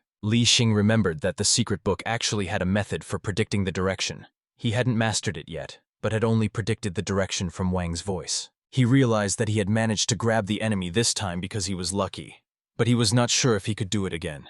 Day wanted to obtain this excellent skill. He began to pick up speed and said that he really wanted to see this wonderful skill in action. His expression was frightening. He continued to pick up speed and kept repeating that he wanted to see the skill. Li Ching was alarmed. He was very wary and nervous because the enemy could strike at any moment. Wang De circled around him at high speed. He said that he would let Li go if he gave him the secret book. Li Ching was wary. Wang said that if he did not hurry, his women might be killed. The police were at the hospital. Captain Tang Xin called Huo Yan and asked if he knew where Li Ching was now. Huo Yan understood what was going on after talking with Tang Xin for a few minutes. His face was very serious. He said that time was short. They both needed to be rescued quickly. Captain Tan told him there was no need to search as the women were currently in the hospital. She told Huo Yan that she would find him in a while. She hung up. Huo Yan was worried. Meanwhile, the bandits involved in the kidnapping of women were being detained in the mansion. The police escorted the arrested bandits to the car in order to then take them to the police station. Captain Tang Xin asked Huo Yan if he knew where Li Ching was currently. Ho replied that if he was not mistaken, Li had gone to look for Wang De. He might be in danger. He was very serious. The weather was clear, warm and sunny. Huo Yan and Captain Tang Xin came to the house where Wang De lived. Hugh said that the 3 people they caught said that Wang De was in this mansion, which meant that Li Ching should be here too. Without thinking twice, they knocked down the front door and entered the room where Van was supposed to be hiding. They passed through room after room, coming across Van's guards lying lifeless on the floor. Behind a wooden post lay a powerless man, coughing and slowly bleeding. They turned their attention to him. The man quietly asked who these people had come for. He could not speak loudly because he was bleeding. Huo Yan nervously asked, "Where's Li Ching?" Captain Tang Xin was standing behind, nervous and angry. Half of the man's face was covered in blood. He asked who Li Ching was. He said that just now someone broke in and the beasts attacked them, and then ran after someone. They immediately rushed to look for their friend. This man was Vandy, who pretended. He decided to outwit them. He smiled wickedly. It was deep into the night. Li Ching ran headlong to quickly find his sister Hua and Aunt Wang. Wang Di seemed to have penetrated his consciousness and said, "Did Li really want to know where he buried the women?" He said that he shouldn't worry because it was useless to search. Li Ching could barely breathe. He was too exhausted. He stopped to catch his breath and continued on his way. His eyes were shrouded in excitement. He was out of breath. Li was very anxious. He was afraid of being late. Wang Di's voice said that he buried them under 2 lotus trees on the mountain. He said that there would be a mark on the stone near that place. Li Ching saw a stone with a mark on it. He fell to his knees from exhaustion and realized that the burial place was here. He began digging with all his might, hoping to find women buried alive. He shouted his sister's name, thinking that she would answer. The bloodied Wang De asked Huo Yan and Tang Xin if the women were really in the hospital. He smiled slyly, saying that he felt sorry for her. But in his soul, he seemed to rejoice and be happy about it. Tang Xin told Huoyang that she would call the police station to send people here, and then send a few guys to look for Li Ching. She harshly threatened Van Di, telling him that he would be convicted of kidnapping, attempted murder, and many other crimes. A group of police officers who went to look for Li Ching finally found him after some time. One of them shouted that he had found him. They shouted that they had to hurry because Li Ching had gone crazy. He was digging the earth. Huoyang immediately rushed to help. He was scared by what was happening. The policeman tried to pull Li Ching away, telling him to stop digging. Li continued to do so. Li continued digging furiously, hoping to unearth the women. His hands were covered in blood. He screamed for help because they were buried here. The hole dug by Li's hands was already very deep, but he was unable to find the women buried in it. He started shouting for his sister, but she didn't answer. He continued digging, telling himself that there was still time. Huoyang came over and put his hand on his friend's shoulder, telling him to stop digging. Li was angry. He realized that they were not buried here. Hugh said that Hua and Auntie Wang were currently in the hospital after a serious accident. His face was only serious. He told Li Ching that his sister Hua was alive and would recover. Li was worried, but for a moment he felt better knowing that she was alive. They immediately rushed to the hospital. It was already dark. Huoyan said that Captain Tang intercepted the bandits, and during the chase the car overturned. He continued, saying that one of the criminals was dead, and the other was in intensive care. Auntie Wang and Sister Hua were locked in the truck. Sister had a slight concussion and would recover. Li Ching's face was completely emotionless. His soul was lousy. He didn't understand anything. Huyaon noticed his strange behavior and asked if Li was okay. He realized that something was clearly wrong. Li Ching calmly replied that nothing had happened and everything was fine, but his face gave him away. Huyaon asked if he blamed himself for everything that had happened. He began to support his friend, saying that he was not guilty of anything. Li Ching said in a sad voice that it was all his fault. The feeling of guilt seemed to be eating him up from the inside. He said that Wang Day only managed to capture Hua's sister in order to lure him into his lair and kill him, and because of him, his sister was dragged into all this. It was deep night, and Li continued his story. He said that all this was happening only because of him, because Ching had been injured before, also because of him. He regretted that he didn't want Sister Hua to suffer because of him. The guilt ate away at his soul. He could hardly hold back his tears. Sister Hua seemed to come to her senses. She dreamed of memories where she asked Li why he was sitting at the entrance. Because it was very hot today. She asked if, since he couldn't find a job, he would be interested in working in her store. She remembered telling him that since he had promised, he must do it. She asked him not to worry about her and to come back soon. Tears began to flow from Sister Hua's eyes. Li Ching continued to tell Huoyan that for her own safety, he had to leave her. Huoyan was at work in Miss Lin's office. The weather outside was sunny and clear. It was warm. Hugh told Mrs. Lin that the security and maintenance departments were fully prepared. She thanked him for his work. She said that Li Ching told her that there would be a lot of trouble from returning home today and from him coming every day. She told Huoyan that it would be good if Li Ching lived with him. He was immediately surprised and asked if it was possible to refuse this offer. She asked why he should refuse. She thought they were very close, especially since Huoyan lived alone, and it would be more fun for him. He nervously replied that he preferred to live alone and had no need for a roommate. Sweat dripped from his face. Lin said that the company was fully staffed and the dormitory was all occupied, and she couldn't find a vacancy yet. She asked Li to stay with him for a few days. She promised that she would ask someone to find him a place to live as soon as possible. Huoyan remained silent because he didn't know what to answer. After a while, Huoyan was already at home. It was a warm and clear day outside. The sun was shining brightly. Suddenly, the bell rang. It was Li Ching. He came to check into Huoyan's apartment. He rang the bell several times. Huoyan was wearing pajamas and warm slippers. He reluctantly walked to the door and opened it for his friend. His gaze was not happy. He was not very happy to see Li Ching. He did not understand why he came so early. Huoyan said that Li had come too early. He allowed him to come in. Li Ching took off his shoes and followed his friend. Hugh pointed with his finger to a free room where his comrade could settle down and sleep peacefully. It turned out he was in a bad mood because Li had disturbed his sleep. He said he wouldn't help him unpack and said he was going to go back to sleep. The sweet and charming girl said that it was time for her to go to work. Huo said goodbye to her, and she left. Li Ching was very surprised because it turned out that Huoyan had a girlfriend. He was stunned because he had never told him about it. But on the second day of living together, Li Ching realized that this was not a girl, because on the second day, there was already another girl visiting his friend. On the third day, a charming blonde came out of Huoyan's house, smoking a cigarette in an aesthetic manner. She told him to forget about missing her. Li Ching's emotions were beyond words. He was shocked that Huoyan was so clever. He stood there dumbfounded.